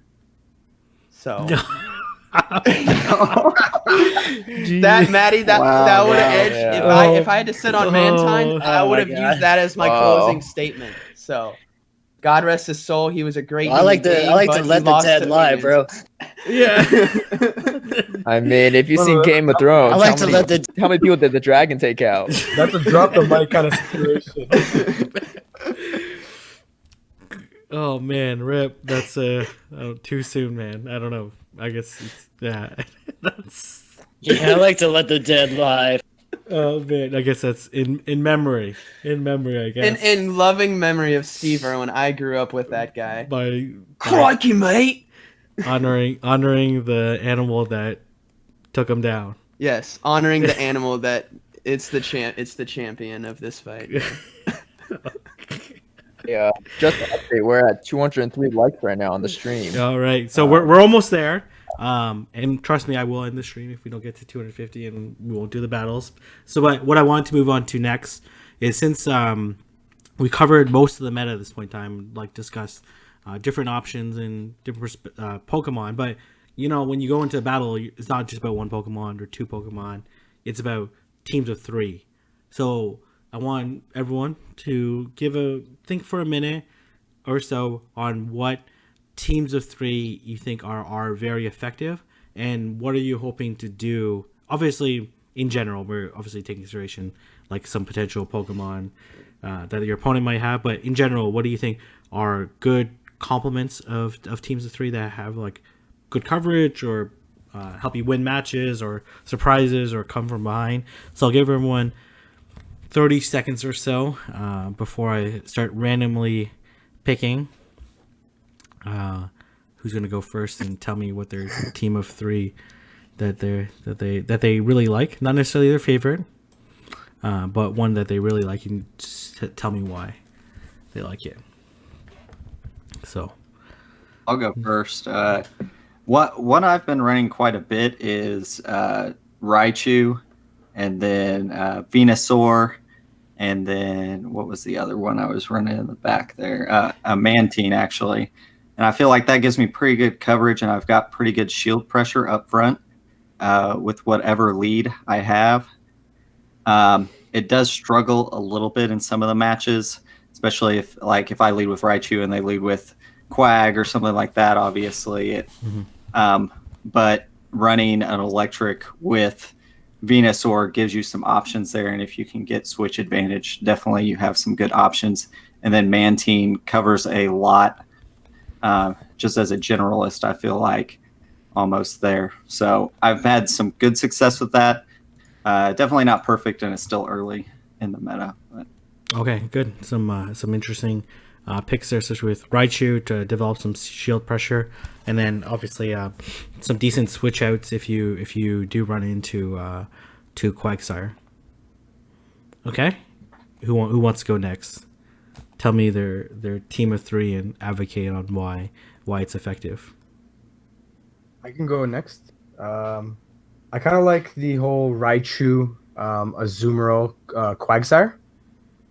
Raichu, Azumarill, Quagsire. Okay, yeah. Yeah, I find that it's very synergized and works very well together. Plus, with the Azumarill being so beefy, and then also the Quagsire, you're basically going to be hitting a lot of damage, or you're going to be forcing those shields. Are you worried at all about Venusaur? Venusaur would have positive matchups against all 3. Like, how do you normally deal with if someone leads with a Venusaur? Well, we know Raichu spammy, and then also we do have the Ice Beam with the Azumarill, so they go pretty head to head with shields with against Venusaur. Okay, so you might try to burn down the shield and hit it with an Ice Beam. Okay, perfect. Okay, anyone who wants to go next? I ran similar to what Jay from Akis just said. Like, I do Azu, Quagsire, and I'll throw in Fortress. So that way, I am worried about Venusaur a lot. Hopefully Fortress can wall Venusaur if I run into it. You're right, you got to watch out for the grass so much. But I've had some early success with that. We'll see how my water picks go. But I like what Jay from Akis did there with the Azu and the Quag, but I'll just go with Fortress for that third. Okay, perfect. Makes sense. Okay, who wants to go next? Jump in. So I've had a little bit of success so far with running Charizard, Fortress, and Raichu next to each other. I mean, also I've had success with Quag as Azumarill and then Venusaur. That's pretty much what my 6 is right now, but I like opening up with the Charizard. I feel like a lot of people don't count on the Charizard lead. Maybe people are scared to lead with it, but it's definitely come in clutch for me. And I mean, the thing is, Fortress is going to be pretty slow, right? We all know he's going to be slow to get to his charge moves. He's more of the counter for stuff. So leading with the Charizard can really put on the pressure, and I've had success with forcing switches, and then I kind of take the advantage from there. I've also had some good success with that same team of 3 with Charizard, Fortress, and Raichu, and then leading with the Raichu. Okay, perfect. I'd say that this is something that I actually won against a lot, but I haven't run it myself yet. But something that's pretty successful is Raichu, Venusaur, and Kingdra. So I know it's Con Kingdra earlier, but having gone into that Kingdra closer with no shields, it's really tough to go against, just because you've probably pretty much exhausted all your shields against the Raichu and Venusaur. And the main thing you have to worry about with that lineup is Fortress. But not everyone's going to run Fortress in their team of 3 every time, or even going to have one on their team. Yeah, makes sense. And nice Kingdra pressure at the end, and I think complementing with 2 Pokemon that really spam with Venusaur and Raichu hitting Wild Charge and Frenzy Plant are going to do a ton of damage. So it's going to really force people to think about whether or not they're going to use their shields or not. And I don't think a lot of people expect Kingdra in the close. So I think that makes total sense. Who wants to go next? Dark Matter Wolf, do you want to... You've been staying in the dark, so the moon's out. Time to reveal some of your potential teams of 3. Yeah, I can jump in here. I'm so new to it. Like I've been testing a lot of Charizard. I've been using Charizard so much. Mm-hmm. So I've been trying to build around Charizard, even though, I mean, he's the most popular. Quagsire is definitely a threat. Raichu sometimes can be a threat if you don't have shields. I mean, typically with Charizard with no shields, you're kind of you're toast. It's kind of Lucario like in the Kingdom Cup. So mainly what I've been doing is running Charizard, baiting out the water. So I'll of course run Venusaur. Venusaur packs a punch, and if I have to, I could switch out like after that minute timer. And then I've actually been using Tentacruel. Tentacruel with Acid Spray, and I apply a lot of pressure on Pokemon with Acid Spray. Sometimes forcing them to switch out, or I mean, just sacrificing the Tentacruel and cleaning up with the Charizard stored energy, just because it could store energy on a Venusaur or any other grass Pokemon, or you could charge up a Dragon Claw on a Quagsire and then dip before run away before you get smacked with like Stone Age and stuff like that. So I've been doing some I guess some weird stuff. But typically that's my lineup there is a fire, grass, and a water, just sticking to the base, the core of kind of this meta. But I mean, the Quagsire is definitely a threat. But that's what you got the Venusaur for. Yeah, makes sense. You guys want to know who wrecked me with a Tentacruel? I'm doing some battles with Purple Kyogre, and we're just, scrimmaging and sparring, and he led with a Tentacruel. Like, I'm not sold on it for the tournament, but he just absolutely wrecked whatever team I had, so it's just funny. Yeah. These acid sprays can be really annoying, and you feel really dumb in a match if you shield 2 acid sprays, so definitely. And then have a Hydro Pump wipe out your Raichu. Right? Yeah. Doesn't. Yeah, it's Tentacruel is feels terrible. He's a fun one. All right, so we have a few more people. Call me Jake if you're ready. I'm gonna call you up. All right, yeah. So, I've played with a few teams of 3, and well, for me, I really enjoy using Raichu and Venusaur because of the It's really spammy. Like, it applies a lot of pressure with shields. They both cover each other very well. Like, Raichu covers Venusaur for Charizard. Venusaur covers Raichu for Quagsire. And then as a third, I have a fire type like Ninetales. Although I am aware this team is pretty weak to Quagsire as it is, but if I can trap that Quag with Venusaur, then that'll put me in a very good scenario.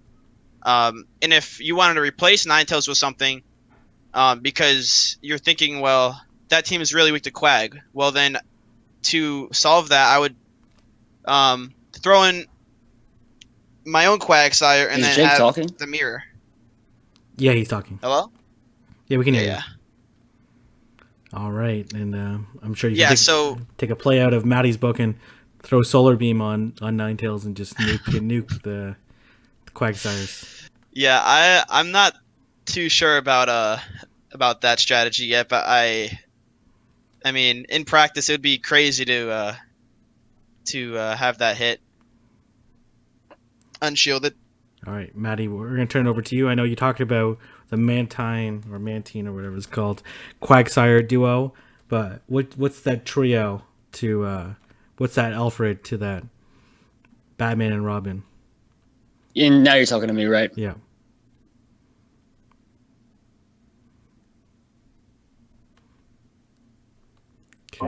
Yeah, Maddie's talking.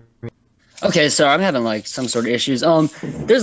It's really hit or miss. Like I really try to depend or decide on what my opponent is or what I think they might be bringing. I like having a grass type to get an actual hard counter, and I did some research in today, and I was looking at if I had a Venusaur, how well that would perform, and I think that would perform really well. The team of Quagsire, Venusaur, Mantine is going to resist 11 of the 18 types. They're going to hit super effective with 13 of them. They all have a 66.3 win percentage against the entire field. Their top threats, the second highest threats, Executor, you got Fortress, Venusaur, Victory Bell, and Mantine are like a couple of the top 10 threats. And I think that comp would work really well. And I've had a lot of success running Ivysaur in that spot. And like I said, running the Ninetales as well. And when I'm not running the Quagsire Mantine as the double water, I've also had a decent amount of success throwing in the Azumarill or the Lantern. And I'm really trying to decide what third water Pokemon I'd like to bring because I think that sometimes it might not be best to bring Mantine. And I was looking at Fortress today with that comp, and that does pretty well as well. It's going to resist 15 of the 18 types and be able to hit for super effective to 13 with that comp as well. The win percentage for Fortress against the field goes down to 56.5, and a lot of the threats aren't as great and as meta relevant as well. You got Suicune's like the number one threat to this comp, Magneton's number 2, which I think Raichu outpaces it as that Thunder Shock, spam Electric Boy, and then Mantine's like the number 3 threat, Azumarill, and then Lapras and Arcanine. So I feel like that team doesn't have many top 10 threats that are really meta relevant. And like I said, man, y'all can sleep on that Solar Beam, and I hope more people do in my tournament, and I hope they're not watching right now because I'm going to hit some people for that Solar Beam with that Ninetales, and they're going to be like, oh, there goes my Lantern. Yeah. So yeah, it's really hard to get exact 3. Watching the tournament, it's just going to be 3 Psyshocks instead, so... Exactly. Playing it up. I think that's really good insight, and I think it's important to look at those win percentages as complements to one another and what they can, how they can pair and trio together. Okay, Zionic, I know you've been dying to give us your teams of 3. All right, so I'll go off of stuff people haven't been saying a lot of. A team of 3 that I have really liked in some battles has been Charizard, Venusaur, and Quagsire. Quagsire, obviously, a huge threat, gonna be busting shields because you know something hard is coming. And then my headset turned off. Charizard there to cover Quag's weakness of the Grass-type Pokemon. And then Venusaur there as well to help cover the water types and do some work to electric types that might hurt Charizard. But yeah, that's a line of 3 that I have liked. Okay, great. Okay, how close are we to 250? I'm going to go over to one more discussion if we're not at 250. It takes 21. King, you just got $100 donation. Oh Jesus! Oh man. Okay, I'm gonna have to give this to you Whoa, guys. donation! Wait, All hold right. on, King. You got a 20, a 50, and 100 from the same guy. Oh my gosh! Jesus. 100. Okay. Yeah, you just got a crap ton. It's it's not And Canadian. that guy has a channel. That's yeah. He wants us to talk about Raichu. Yeah, Raichu hype. He loves Raichu. Tasorna literally used to spam me every video that Raichu is thank you if very he's much available for in the the cup. donations. Tasorna's on every video just spamming me about Raichu. It's so hilarious. Okay, well, I'm gonna buy you guys all drinks at whatever event I'm gonna see you guys at some point in time. Whatever that is. Go Cheers. Fest, Chicago, Dortmund. Maybe I'll come down to Atlanta for a tournament down there. I like the city, so Definitely. okay. I'll treat you if you come down here. Okay, great. Okay, one last discussion, and this is your last chance to put your likes in to see battles between Zionic and the field. Right? You know, before Zionic won the regionals, it was only 200 likes to see him. After he won regionals, he's up that price, right? 250 guys. We're 10 likes away from seeing 250. most, Okay, not all the content creators here, but a good majority. quite a few of them. Okay, here's the question I have. and anyone can answer this. Or if I was in class, I'd be like, bonus marks for whoever participates in this bonus discussion. But there are no bonus marks here. Are to run a confusion user or to not run a confusion user? That is the question. I'm confused. Someone I really like Slowbro initially, but now I'm like in love with all these other water Pokemon. So I think if I was to run one, I think I'd go the Venomoth route now because I don't have the legacy and I can't power up and execute personally and spin that dust. So I think if I was to run one, and it's still a possibility because of what it can do against the poison boys, while also against a Venusaur, it's going to resist pretty much everything it throws at it. So definitely still considering it. And if I did, I'd run a Venomoth. I think right now. Okay, so you're gonna run the bug poison, bug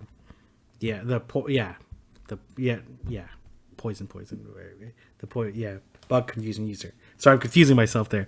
Okay, any other advocates on why you shouldn't, or non-advocates on why you should run or not run a confusion user? I think it's just preference. So I don't think you're wrong if you do, and I don't think you're wrong if you don't. I personally don't have one. It's still early, of course, right? So I personally don't have one. But when I do see a Slowbro or a confusion user, it does make me very concerned. So I'm not running one, but I don't think you can go wrong if you do. And I forgot to mention it hits most of the field for at least neutral damage, and those clap really hard. So for sure, you can see when. And I think one pro for confusion users is that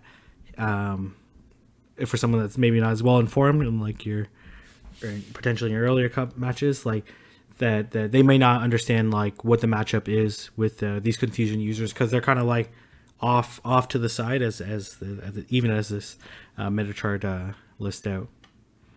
Okay, anyone saying that they should? No, I do want. Can you get another dono and it's a suggestion for a confusing user? Yeah. Okay. What's let's hear it. What's the suggestion here? Best question. If the Darna speaks, he says Raichu. Trust me, he only talks about Raichu, and I love it. It's hilarious. Okay. Yeah.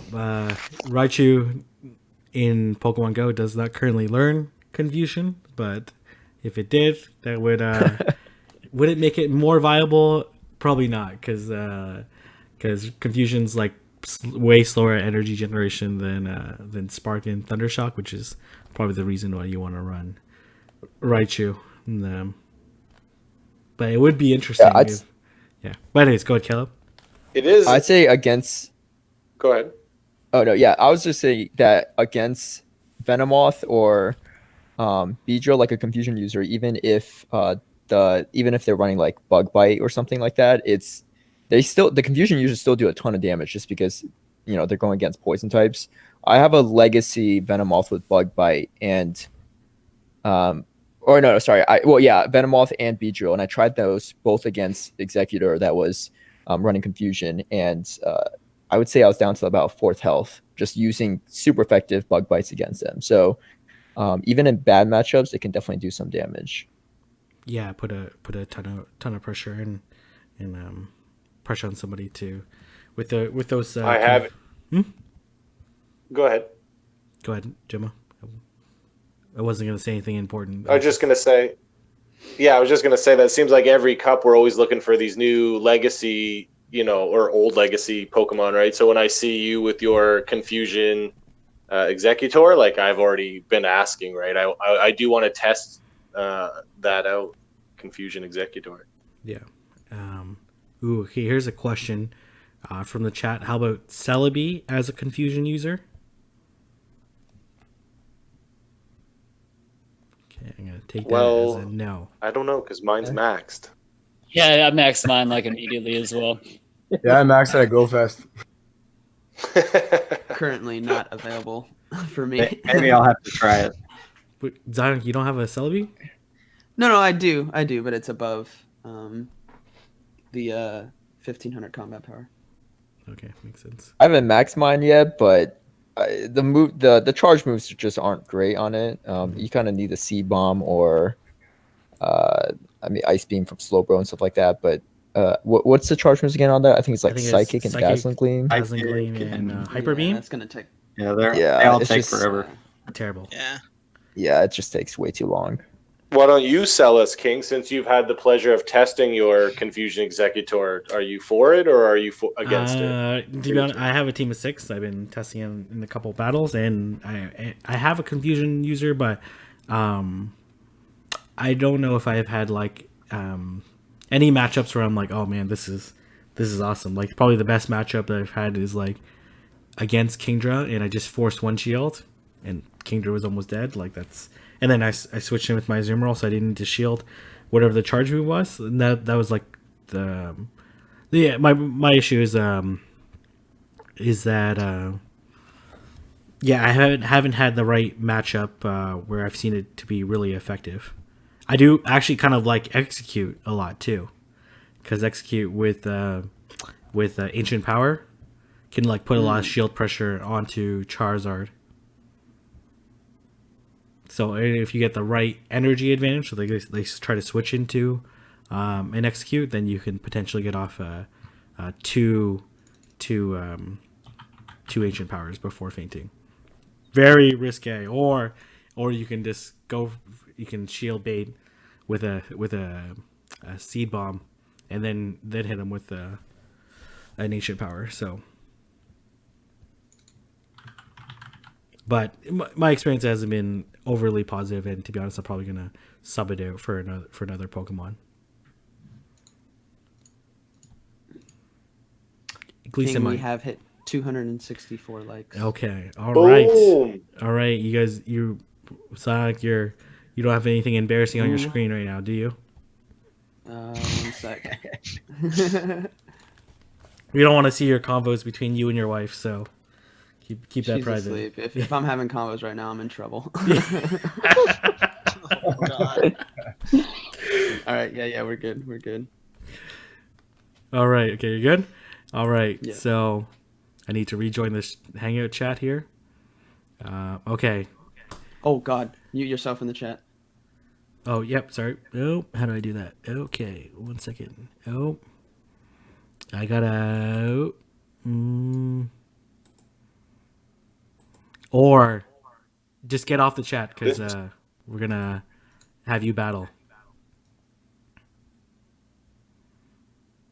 This stream is brought to you by King IV's YouTube channel, the best coach in the world. I don't know how to mute it after the fact. Okay, Zion, just get off the Discord chat and mute you hearing me on this one, and then someone will send you a battle invite. Okay. I assume that he is ready.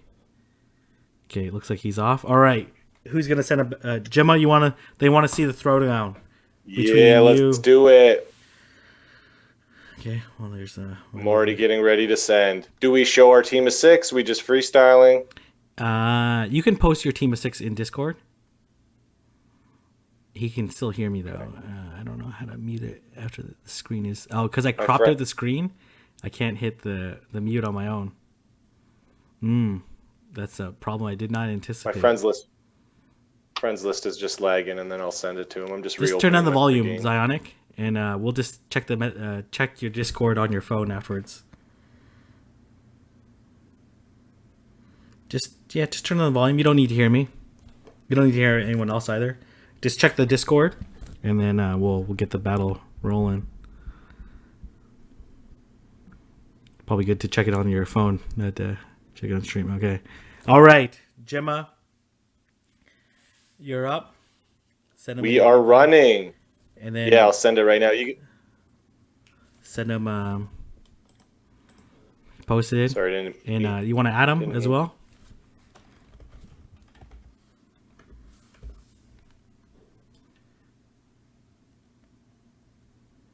Okay.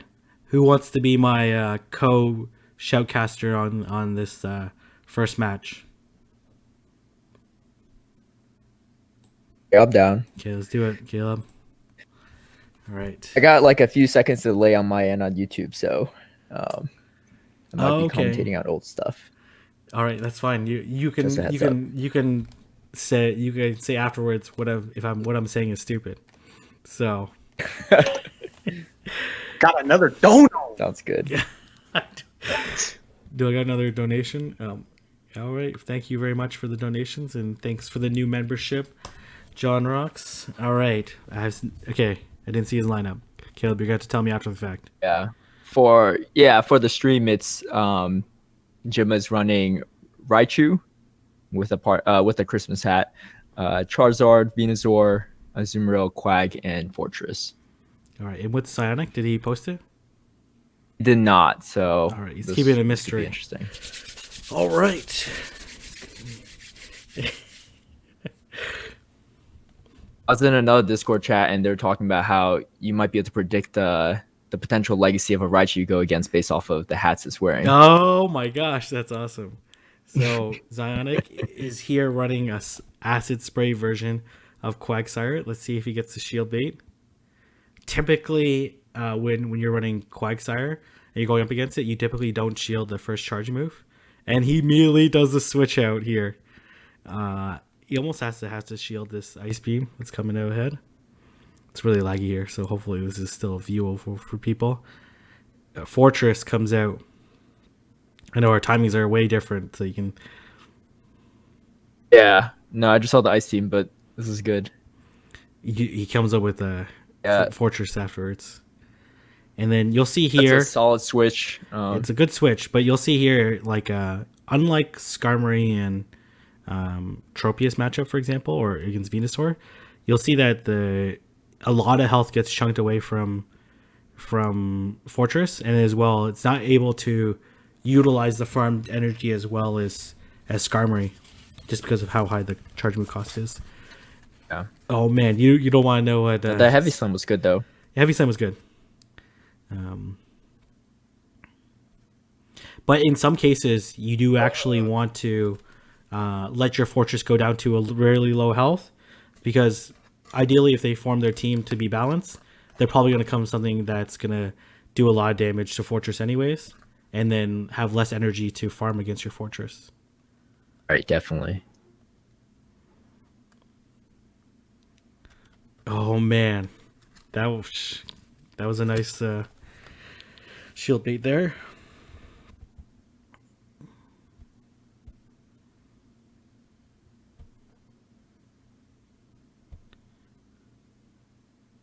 Yeah, so one of the arguments for Azumarill to have Hydro Pump on it is for the Quag matchup. Yeah, it does better because it does a lot better, especially in no shields.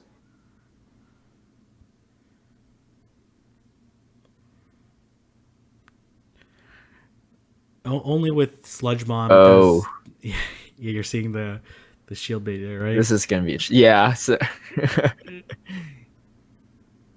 Oh man, this is gonna be close. He has some energy. Oh no, never mind. Okay, here it comes. Okay, I'm sure you can predict what the endings look like. But only with Sludge Bomb does Quagsire like reliably beat Azumarill in all matchups. But you can still beat it under the right shielding scenario and successful baiting with Earthquake and Stone Edge. But certainly Hydro Pump obviously deals a ton of damage to Quagsire. Is Hydro Pump? I guess Hydro Pump's more energy efficient than Play Rough, is it? Yeah. It just hits Quag pretty hard to the point where you could finish off with fast moves afterward, or even like one Ice Beam. Yeah. It's tough though, because if they're running Earthquake Quag, they can take out the Azumarill to pretty low as well. Yeah, this is the mud shots too. Because a lot of people don't shield that first charge move. Yeah, exactly. From Quag. And then you can kind of go to Stone Edge, versus like if you're doing the reverse, then they could like debate whether it's shield or not. Right. So yeah, I know you can't see this yet, but they're starting off with a mirror match. Let's see. Okay, yep, that's starting right now for me too. Let's see how they're gonna play it out. Okay, it looks like Psionic is going for the bait. Hopefully Gemma can't hear us. Really hope he can. It's like it's shield bait.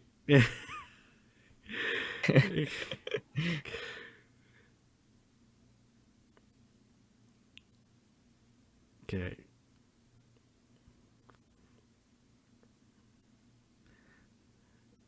see the nice, beautiful switch out, which you're going to see in a moment here. It's still going to do a decent amount of damage here. The only thing is when you switch out, which is a common strategy, when you do the switch out before the charge move, you switch out, especially if they're trying to do piggybacking, which is one of the downfalls of it. It does make it easier for them to switch afterwards. That's the easiest switch. Right after you do your charge move. Heavy slam there.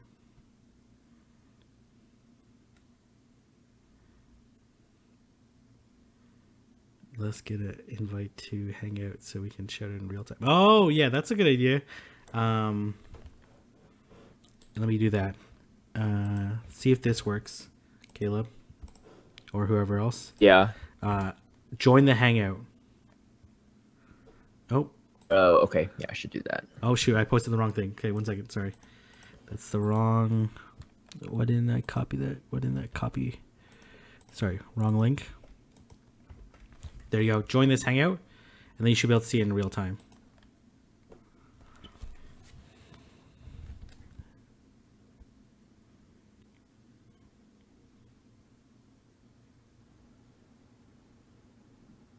Perfect. We're good. Yeah, you just see a sludge bomb on the Venusaur. Yep. I'm just gonna. Yeah. I think you have to mute yourself on the Google Hangout, and then we're good. One thing I think Zionic does exceptionally well is switching. He's always aware of his switch clock. I think actually going Frenzy Plant's better than going Sludge Bomb. Doesn't really matter. It's going to shield anyways.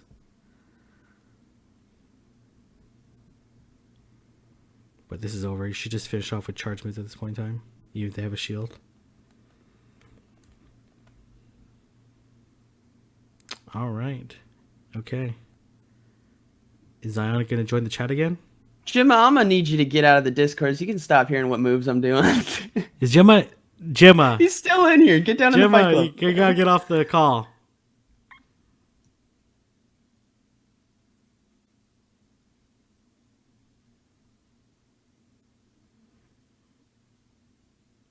Okay. Hello?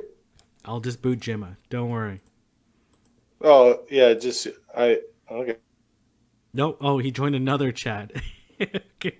All right. Zynek moved him. All right. Okay, Zynek. Gemma getting every advantage she can get. Okay. Okay. I'm gonna. How about let's get Call Me Jake and J Devin to shoutcast this one. If you guys see it on the Google Hangout.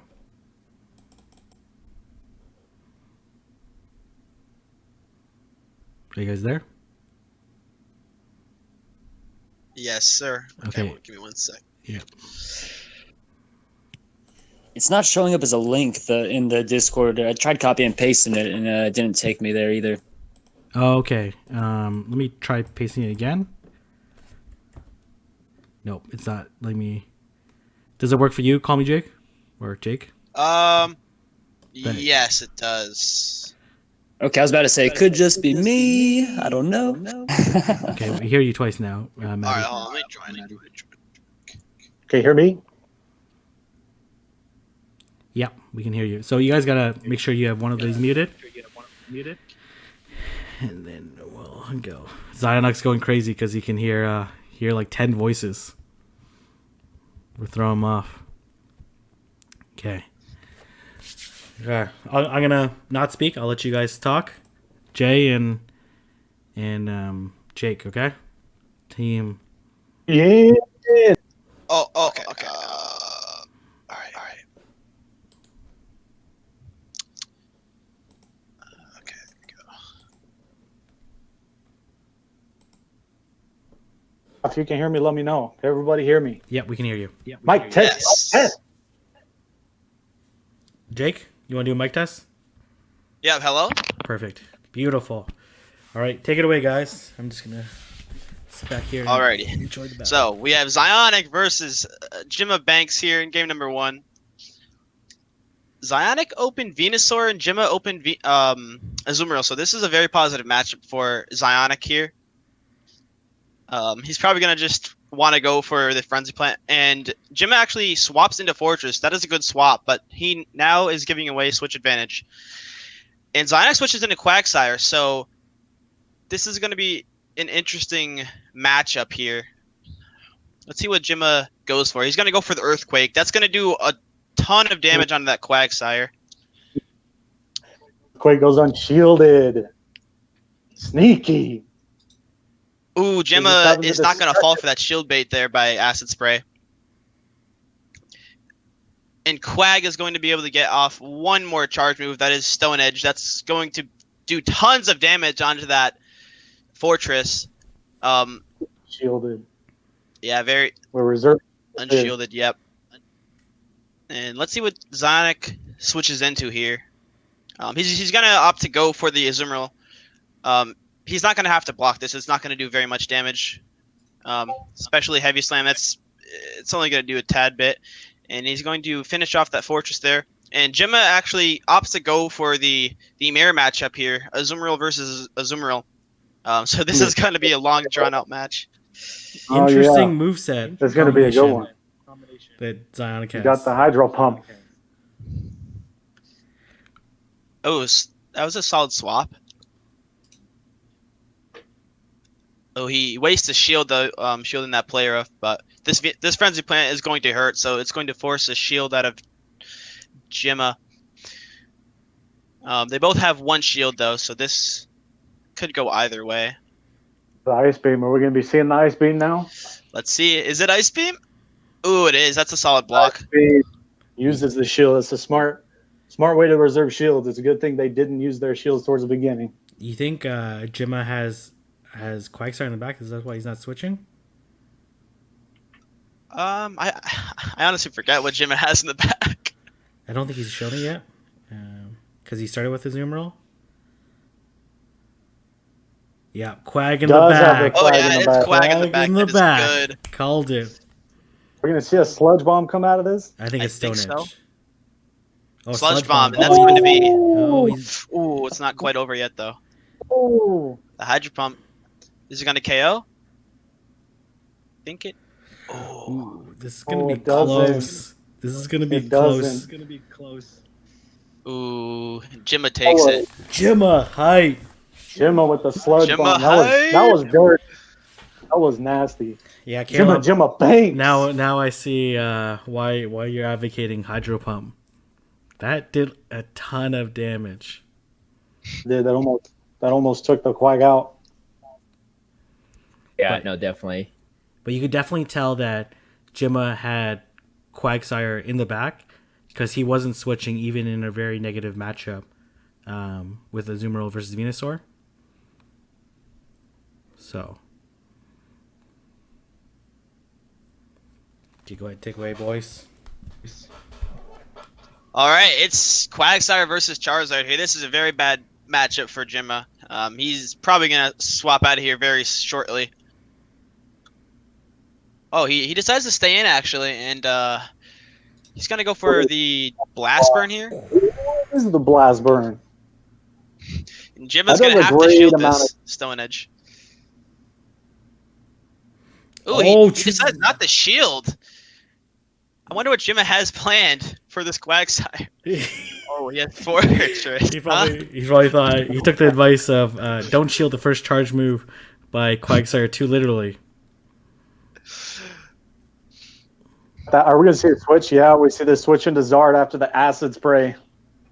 The stuff of nightmares. He gets the switch out as soon as he can. He's coming in with the Azumarill. This is very, very bad for Charizard right now. This is not a good matchup. It's going to resist the Dragon Claw. It's going to resist the Blast Burn. It's not happening for Charizard right now. Yeah, this Charizard is about to get dropped here. And it does. But now Zionic has the option to switch into Venusaur. Let's see what he does. Okay, he does. Mm-hmm.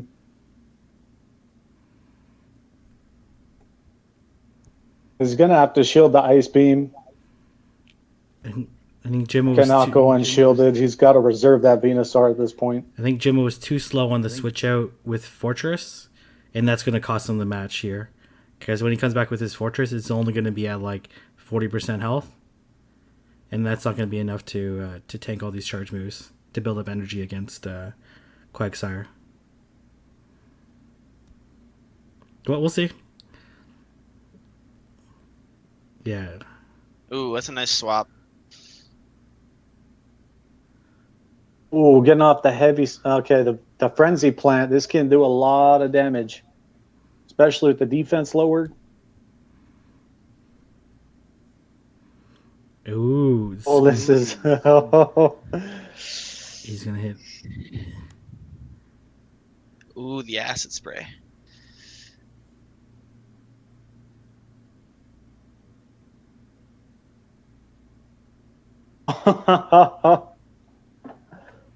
Yeah. Wow. See, if Gemma would have switched out, close. If Gemma would have switched out one fire spin earlier, he would have won that match. It's crazy. Think about that. One fire spin. Because he had he wasn't switch locked going into that matchup because he let his Charizard faint. But it's hard. It's always hard to. Gemma's putting up a good fight though. Good switches, good energy, conservation. Obviously, Niantic is playing like a pro too. So.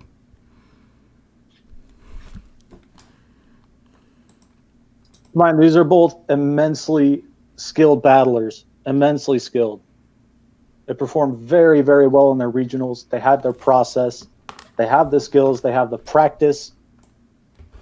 I mean, yeah, it's no wonder, especially this last match. It's about as close as it can get between these two highly skilled players.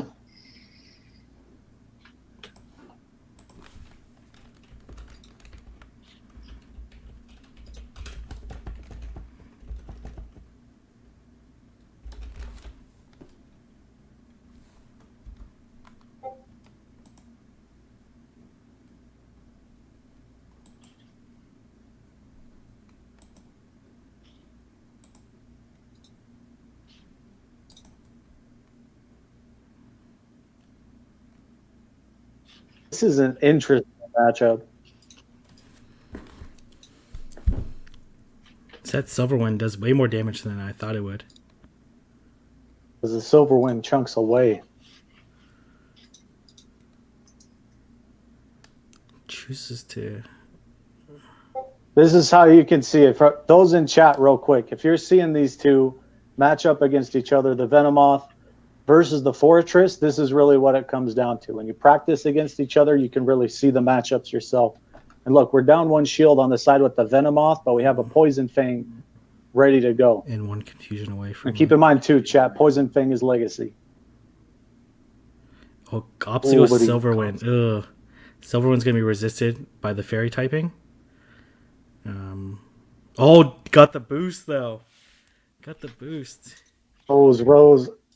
I want to see the... I don't know. He does. He uses the shield. He says, I'm boosted. I am boosted right now. I'm not having any of your eyes beam. Yeah. No way. Poison Fang about to take half your health away. These confusions are chunking away, and these bubbles are doing nothing to it. Oh, is it going to be able to get off, though? Oh, couldn't get off. That would have been almost too satisfying to see another Poison Fang. Too good to be true.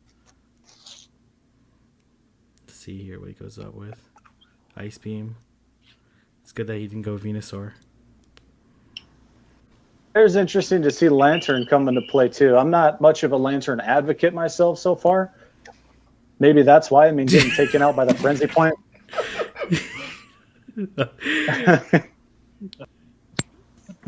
Zion has to go for the bait here to draw the shield. That's his only chance of winning. He's got to. He has to go for that Frenzy Plant. Yeah. And then this Sludge Bomb should bring it down to like 25% health, just into the red. I don't remember how much energy Gemma's Venusaur is built up right now.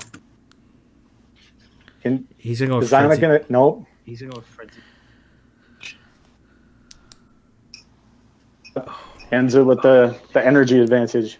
Okay. Who else is ultra friends with? I am. Okay. Gemma. Tell him get off. Hey guys. Okay. Zionic, we're switching up. We're gonna have Yep. Jay Other Formakis people? fight Yeah. you. Yeah. Gemma. Yeah, so that the Venomoth got the boost, and I'm just like, I'm really curious how this plays out. Let's go double shields on him. Let's see what happens. Okay. And then let's have why am I so echoey? Zayana, can you just remove me from the chat? Okay, let's have well, where I was gonna say Dark Matter Wolf, but I think he's off the chat. Okay, let's have Styx and Gemma.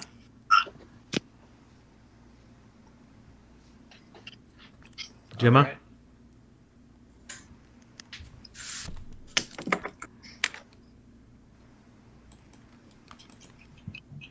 Hey King, Mm-hmm. Oh, and dark could matter is you hide the screen real quick? I'm gonna try to figure out how to mute you guys. Yeah. Because I'm hearing everything you guys say, but I mean it's on my own point of view. Yeah. But yeah. I've already gone off it.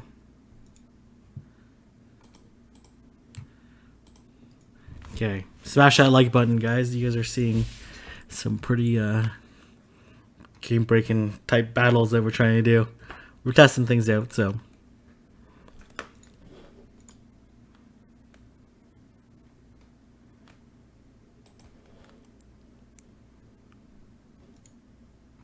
Whatever.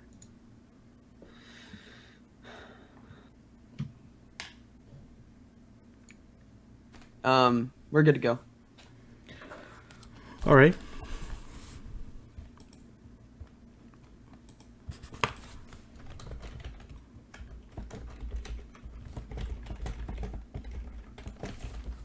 Okay, I'm gonna just flip it back. I'm gonna join this hangout. All right, I'm here. Let's go. Why are we so quiet? Are we still streaming? King, you're muted right now, King. Hmm?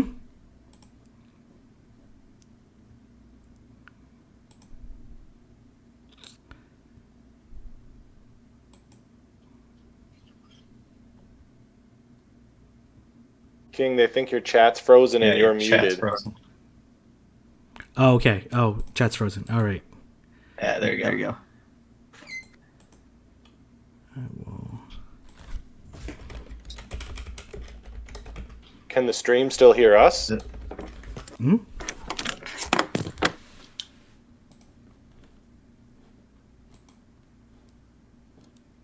All right. So he's going to hit that acid spray into Zoomerl there. See if he uses the shield. He does automatically switch out. Doesn't shield that acid spray there into Venusaur. It's going to give, let's see, and does get that Ice Beam off before Venusaur can get the Frenzy Plant. Does use the shield there.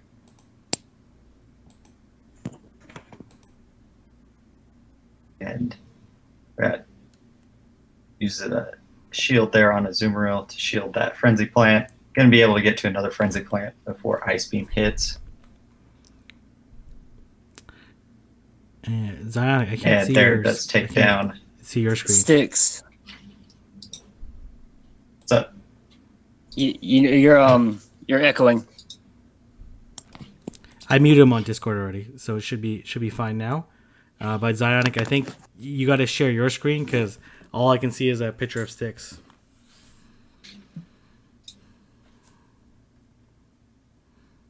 As he's in the middle of the battle. Hold on, let me. Just, Hey, Zionic, can you change your screen? yeah, we need you to save your screen. Yeah, we can't see your screen. We just Share see. it. I'm saying that's you, Styx, right? Picture of you in the. Okay. You've got to click on his screen to prioritize it, King. I don't know how to do that. I gotta have Sunshine, PvP, and right. rainbows. Everything that's wonderful is Let me what we see feel here. when we just battle. Okay, let's see here. Oh, there you go. All right, I'll fix this layout in the meantime. All right. So we've got. Is Jimma here with me right now? Oh, we with you, Sticks. We're with me. All right. Let's go. He brings out that Raichu. Gonna hit that Stone Edge though. Let's see how much damage this does to the Raichu, and it takes it down pretty much to nothing, but is able to get rid of the Quag. And brings out Charizard. Thunder Punch, just not enough to take down that Charizard, and one Fire Spin's gonna end that match. All right, Zionic does win that round. Well done. Sorry, I didn't know I was supposed to be helping you. Great job commentating, Sticks. And we've got Zionic with the win. Now they're just thinking, what is the best lead going into match 2? So triple looks water. like Zionic's gonna go Mantine there. Yeah, Mantine. Yeah, I'd like to see the Mantine in action personally. You know, I have not seen as much action with it, so we've got a heated battle with J Pharmacus and Zionic. Game 2.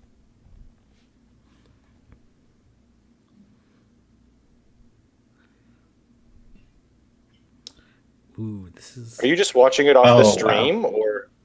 No, he's watching on the Google. Watching on the Hangout. Right.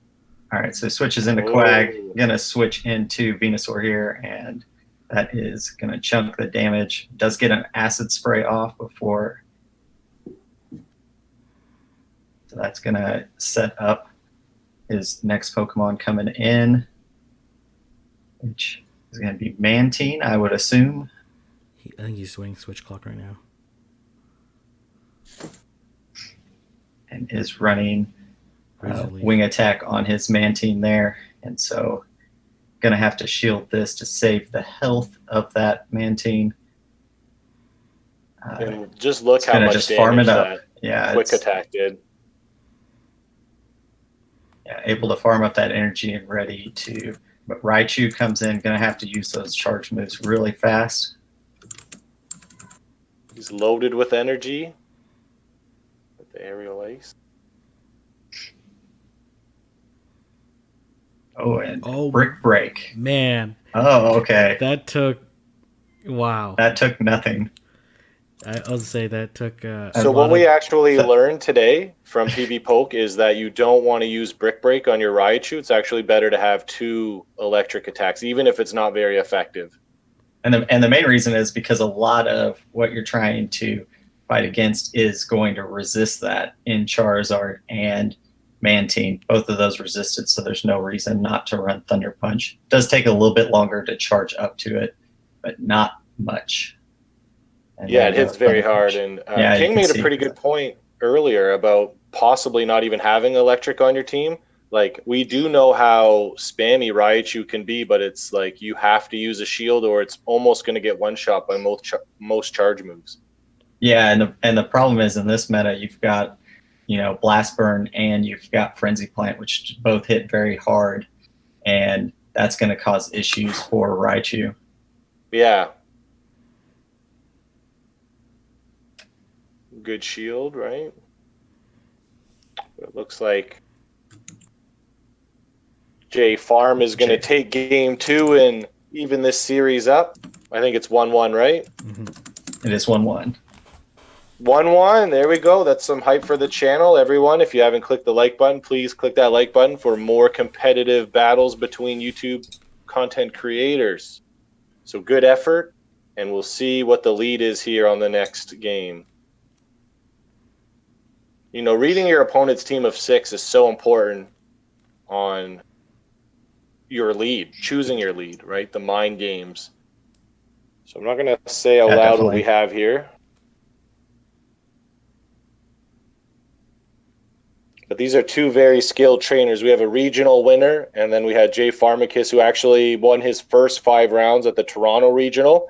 He was on fire to start it and had some very tough matchups at the end of the tournament. But wow. He has Razor Leaf on that one, so you definitely have to get out there as soon as possible.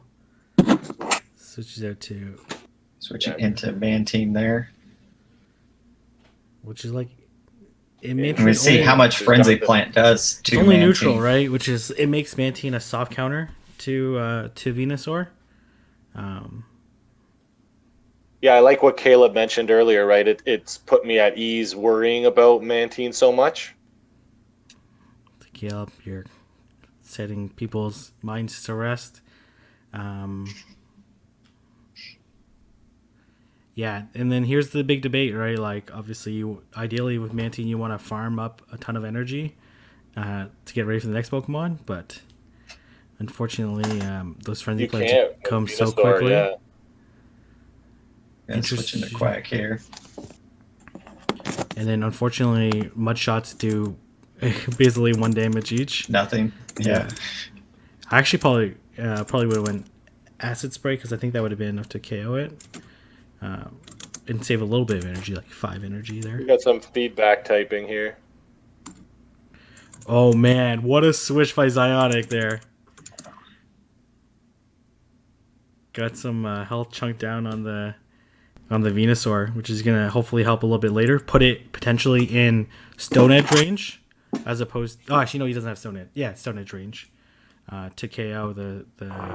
Uses the shield here to save the Charizard. The thing here I think a Dragon Claw could take it out. The Dragon Claw should take it out. The thing is with Quagsire is like it's not as hard of a count. Oh, yep. No, he's gonna get to another Stone Edge, which is and it's able to fine take out here. Charizard there.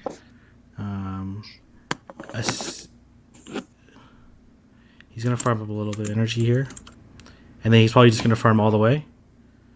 Oh, he doesn't have Earthquake here. Not very effective. He doesn't have Earthquake here, so he's gonna gamble, and then hopefully just try to one-shot this Venusaur here. Oh, why Acid Spray? Why Acid Spray? No, he should have Stone Edge. I think he's trying to just weaken it down so the Stone Edge could take it out. But yeah, because he had a lot of energy. Because the Stone Edge does not quite. Because it's a Razor Leaf. Yeah, because if he Venusaur, so yeah, he wanted the Stone Edge. I don't think it was enough to take out the Venusaur. So yeah, I'm curious there. Drop it a little bit with the defense. I had the Stone Edge. It was there. Oh my god. That was so close. Okay, keep battling, guys. That's a good play with the Acid Spray first. GG. GG's. Who wants to go next?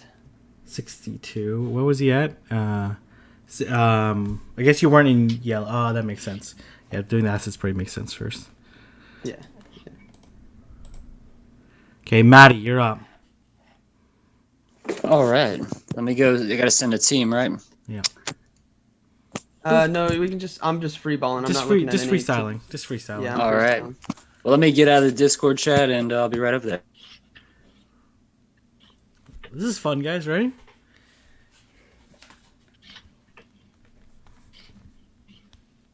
Very fun, very entertaining matchups, and a very great setup actually here on your channel, King. So this is something very cool that we can do going forward. Yeah, we're gonna expect more of these in the future. If you guys like it, then we will do more. I mean, there's definitely always improvements to be made, but I think with all of these PvP fanatics, I don't see how they could not like a setup like this with all the creators and the best coach. Maddie, you know, 300 likes on stream. That's pretty hype. Thank you so much, guys, for the 300 likes. We're now at 306. Come on, That's Zionic. I thought you had a fast catch. You know you're doing it on stream. Can go, guys. We do not want to see Shakes Zionic. It's not going to bring all the Pokemon to the yard. You need to fast catch.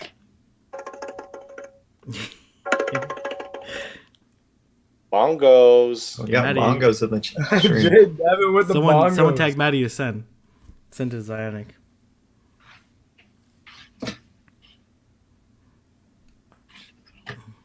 Does this mean I have to do the bongo sound effect 300 times right now? Exactly. Yes. Hey, shout out to Zionic for doing PvP battles at 4:30 a.m. I know, man. That's nuts. After Yeah, being up stream. for like 2.5 hours. This is nuts. All right. How many coffees he's had at this point? Is he on coffee number 3? I personally, Zonic loves Yeah, his I- coffee. Trust me. Like first thing he wakes up when we were in Argentina, just ran for the coffee maker, whatever, coffee machine. Made a couple cups for himself. So definitely any coffee makers that are looking to sponsor somebody, just sponsor Zionic. Well, yeah, it's like easy like 4 or 5 in the morning over there. Yeah. We have Battle Hero 2 here. let's We get got him a caffeine. double, eh? Llewellyn? Let me know if I said that wrong. Says he was like number 300. Ooh, very nice. Let's go.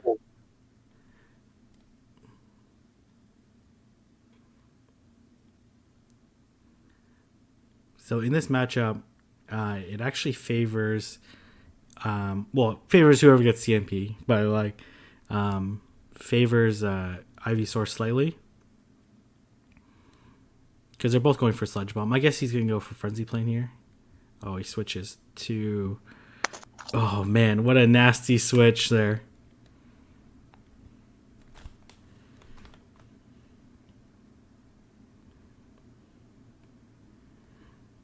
In this case, Oh yeah, do we? In this case, you should go Poison Fang, right? Silver Wings resisted, but chance for the boost. Learn your typings.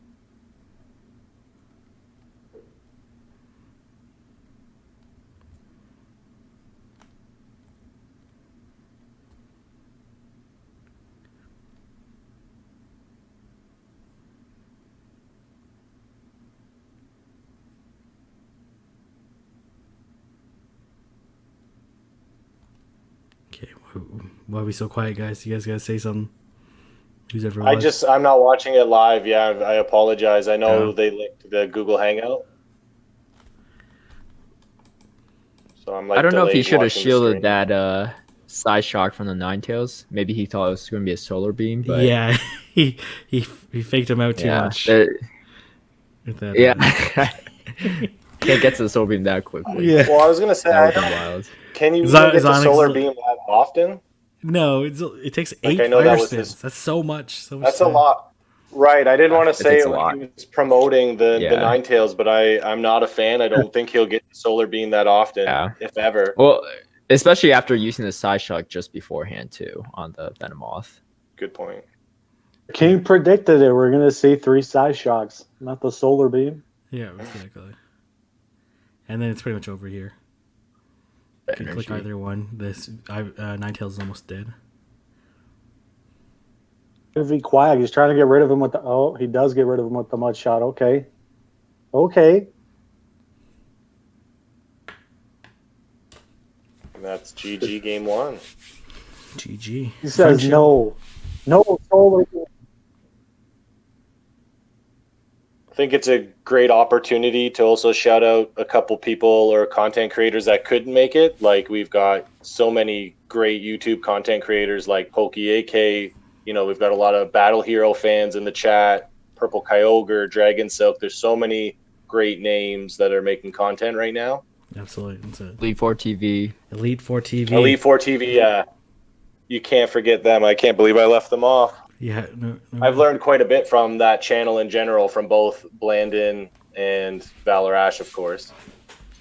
Some people are shouting out PvP Steve. He was Yes. had some colorful commentary in his video. So Yeah, a sleeper that's on the rise, right? I've been watching and paying attention to what Steve's been doing. There's so many. Like, I didn't mean to leave anyone off the list, of course. But, of course, if you've got any other favorites in chat, let us know.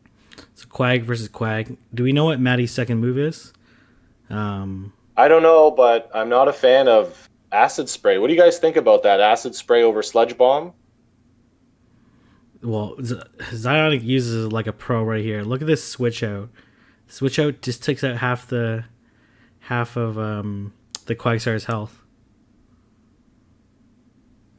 Obviously, the Quagsire has a ton of energy built up, but man, that was pretty punishing on it.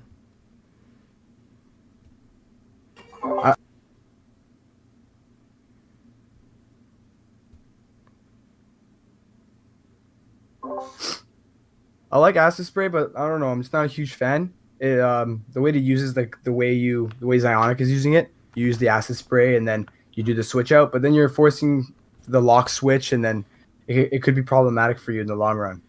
I agree.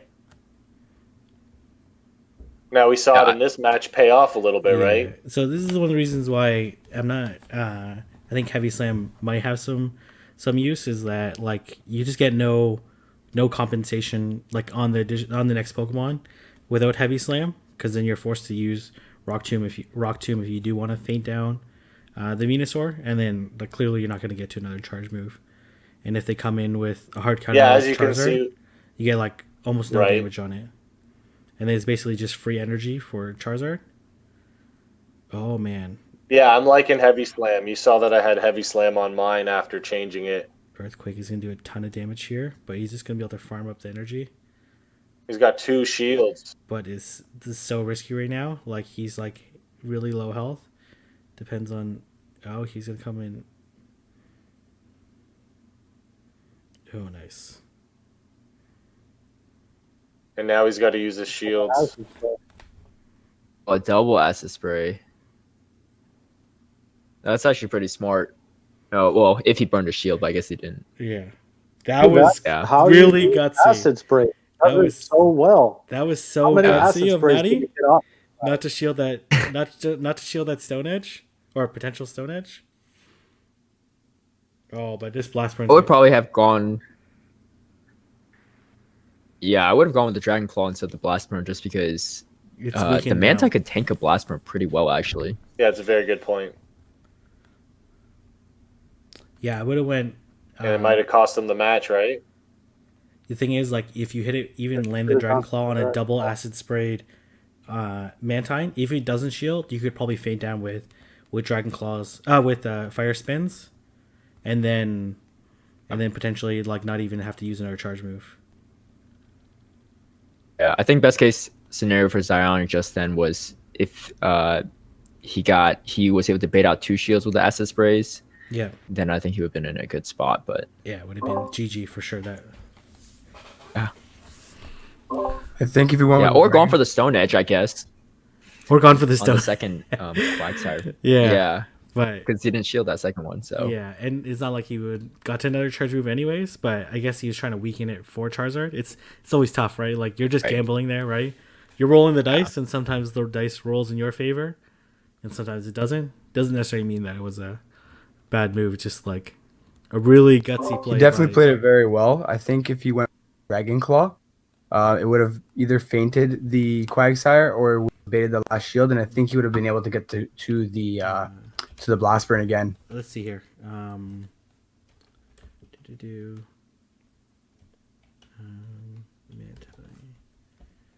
I think Quag in this cup is there's just so much utility without the Acid Spray already. Yep. I don't know. Me personally, I don't know if I'm going to run it. I like Sludge Bomb. And maybe like the Tempest Cup and stuff. If you watch Zionic in my matches, I would have felt a lot more pressure with the Sludge Bomb against my Azu. I ran Azu almost every game. Right. With the or same even Earthquake. Right. Gets the Azu. Oh, this is interesting. See if he gets one confusion. No, he doesn't get it. Ninetales. Do I have to go Poison Fang for sure? I don't know why he goes Silverwind here. I'm curious here. Venomoth.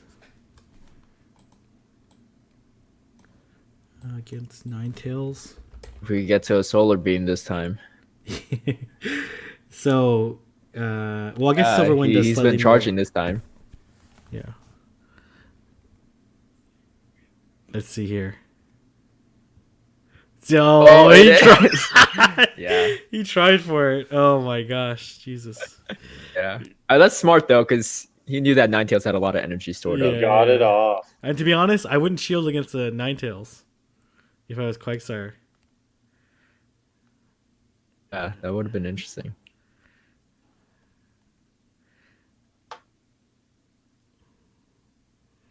He probably doesn't shield here. Oh, he does. Why did we make Oh, the double- Zionic go through all the punishment? Oh man, Well, what a switch! But It's that gonna be a was frenzy. Oh no, that was a power good whip. bait. Oh, but he shielded anyways. Oh man, Power whip, yeah. Zionic, that would have been pro level moves if you did. But that was shield. good. Yeah.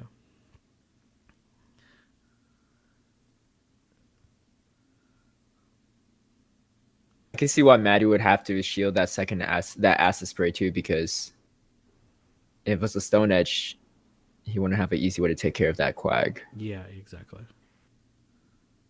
Ooh, some really Okay, well, so that's 2 pro level switches in good one scenario match. with acid spray. That's crazy.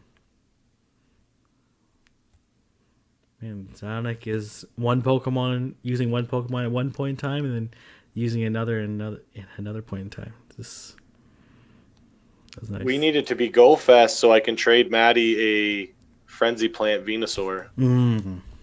You're on Team F baby, right? I am Team Neutral. Go PvP. Subscribe to PvP, everybody. Exactly. Neutral subscriptions. Subscribe to everyone. Well, yeah, I mean, like, again, we have over 300 people that love PvP. What a great format we have here.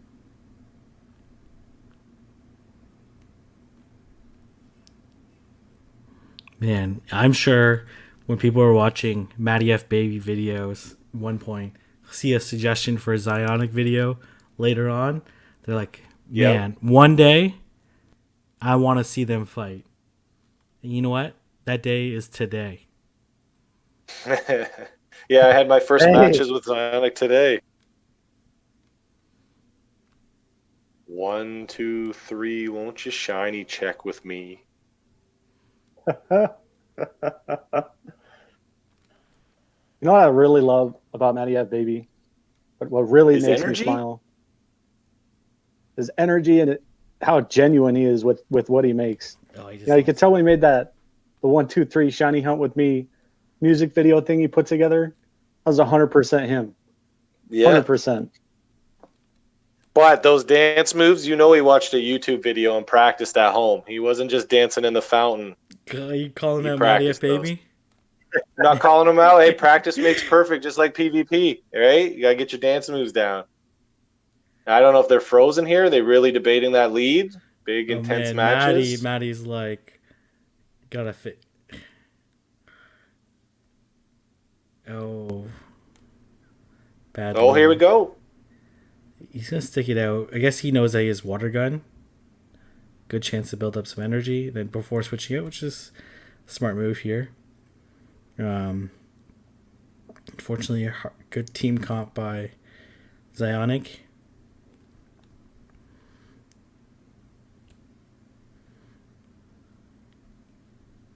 Sludge does a decent amount, but gonna be able to feint it down with just confusions.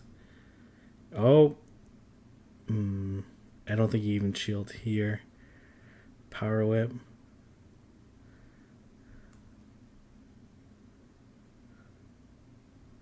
Should be able to get 2 Poison Fangs.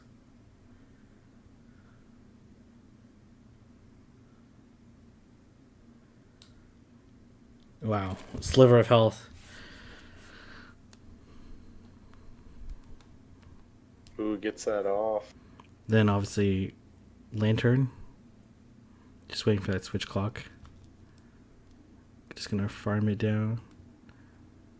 Yeah, this is looking good for Zionic. Against a Mantine too in the back. Oh man.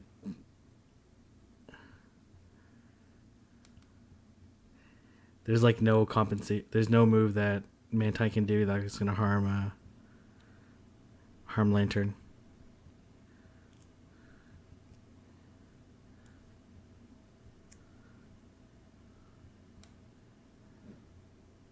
Water Pulse is like 60 energy, I think, so too. I think.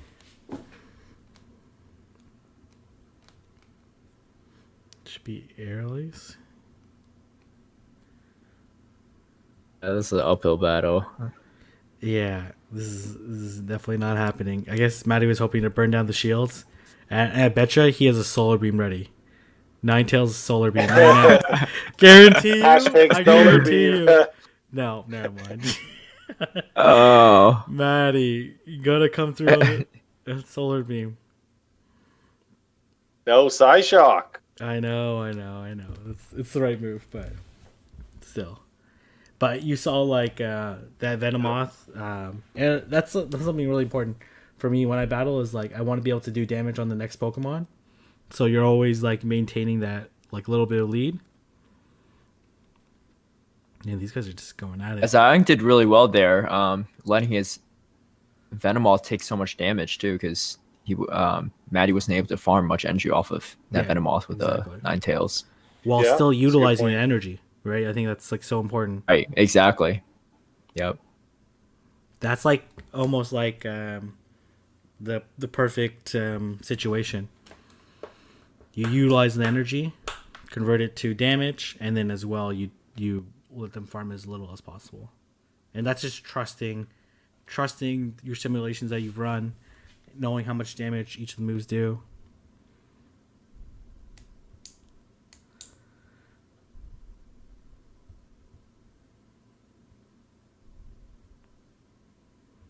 Okay.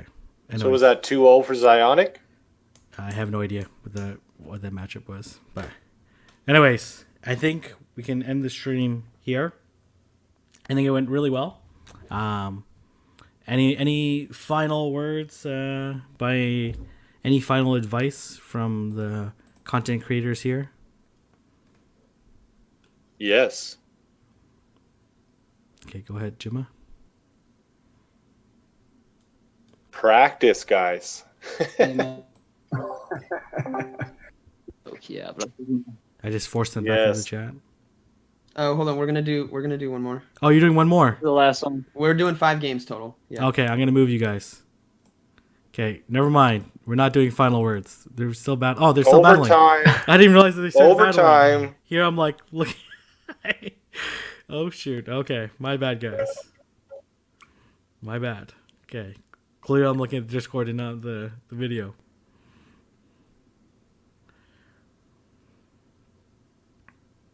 Rock Tomb. Oh.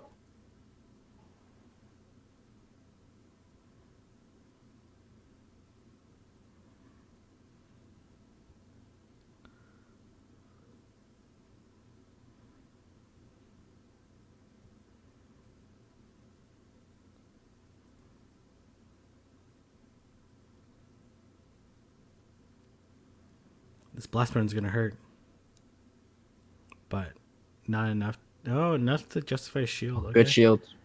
Yeah. It would put Lantern at dangerously low levels, but the thing is here he has like 2 hard counters to Lantern.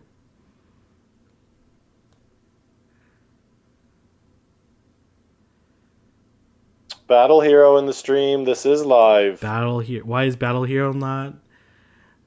Oh man, that Hydro Pump still does a lot of damage.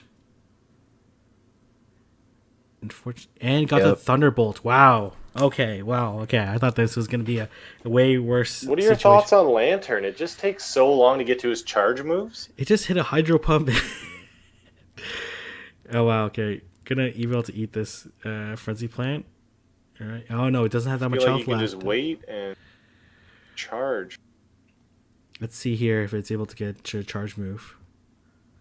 He's gonna decide to Acid Spray to finish up. Probably a smart thing to do. Oh man, Is not it muted, enough. or is it just me? That steel double resisted. It's putting this Quagsire at dangerously low levels.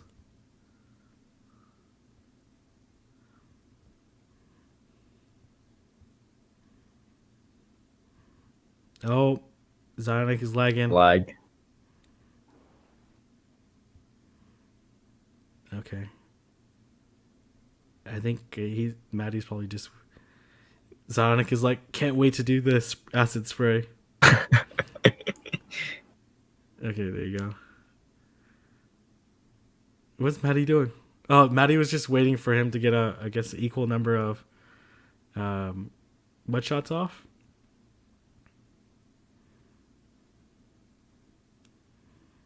Oh man. Oh, The thing is though, do you choose to farm? Or do you choose to I would have farmed maybe like an extra second, maybe just Yeah. because he just used this. Oh well, that's enough. Oh, they I timed didn't out. realize the lantern was so They low. timed out. Oh, they timed out. But Zionic won because his Venusaur had slightly more health. Wow. Are you satisfied? Well, you can ask the chat. That was crazy. That was crazy. Are you not entertained? GG's, Maddie. Oh, it looks like Professor Peru. Professor Peru. No, Professor Peru Sorry, needs, bro. needs to get to 400, like, say, to see that battle. How's the shoutcasting going? Because I feel like playing isolated, I feel like the live stream isn't even happening. Like I'm just practicing right now. So is everything going well? I think people seem to like Everything's it. Yeah.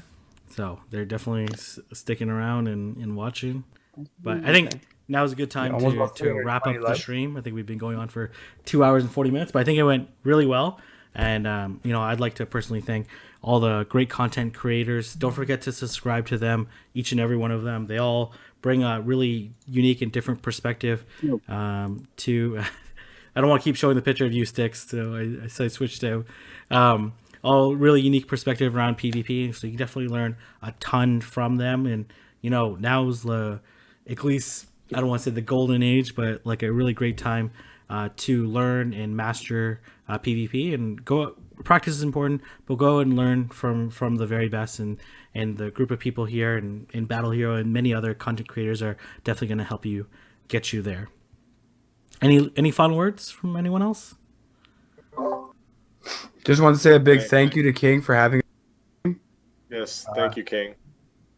Well, I'm glad. And, Thanks, King. Thank you, King. And leave a like button. Leave a like if you guys want to see more of these type of streams and collaborations. Yeah. Have a good night, everybody. Y'all are loved and appreciated. Have a good night. And John from Access joining is gonna tweet out the infographics, so definitely check those out. I'm sure he's gonna post it in a bunch of Discords as well.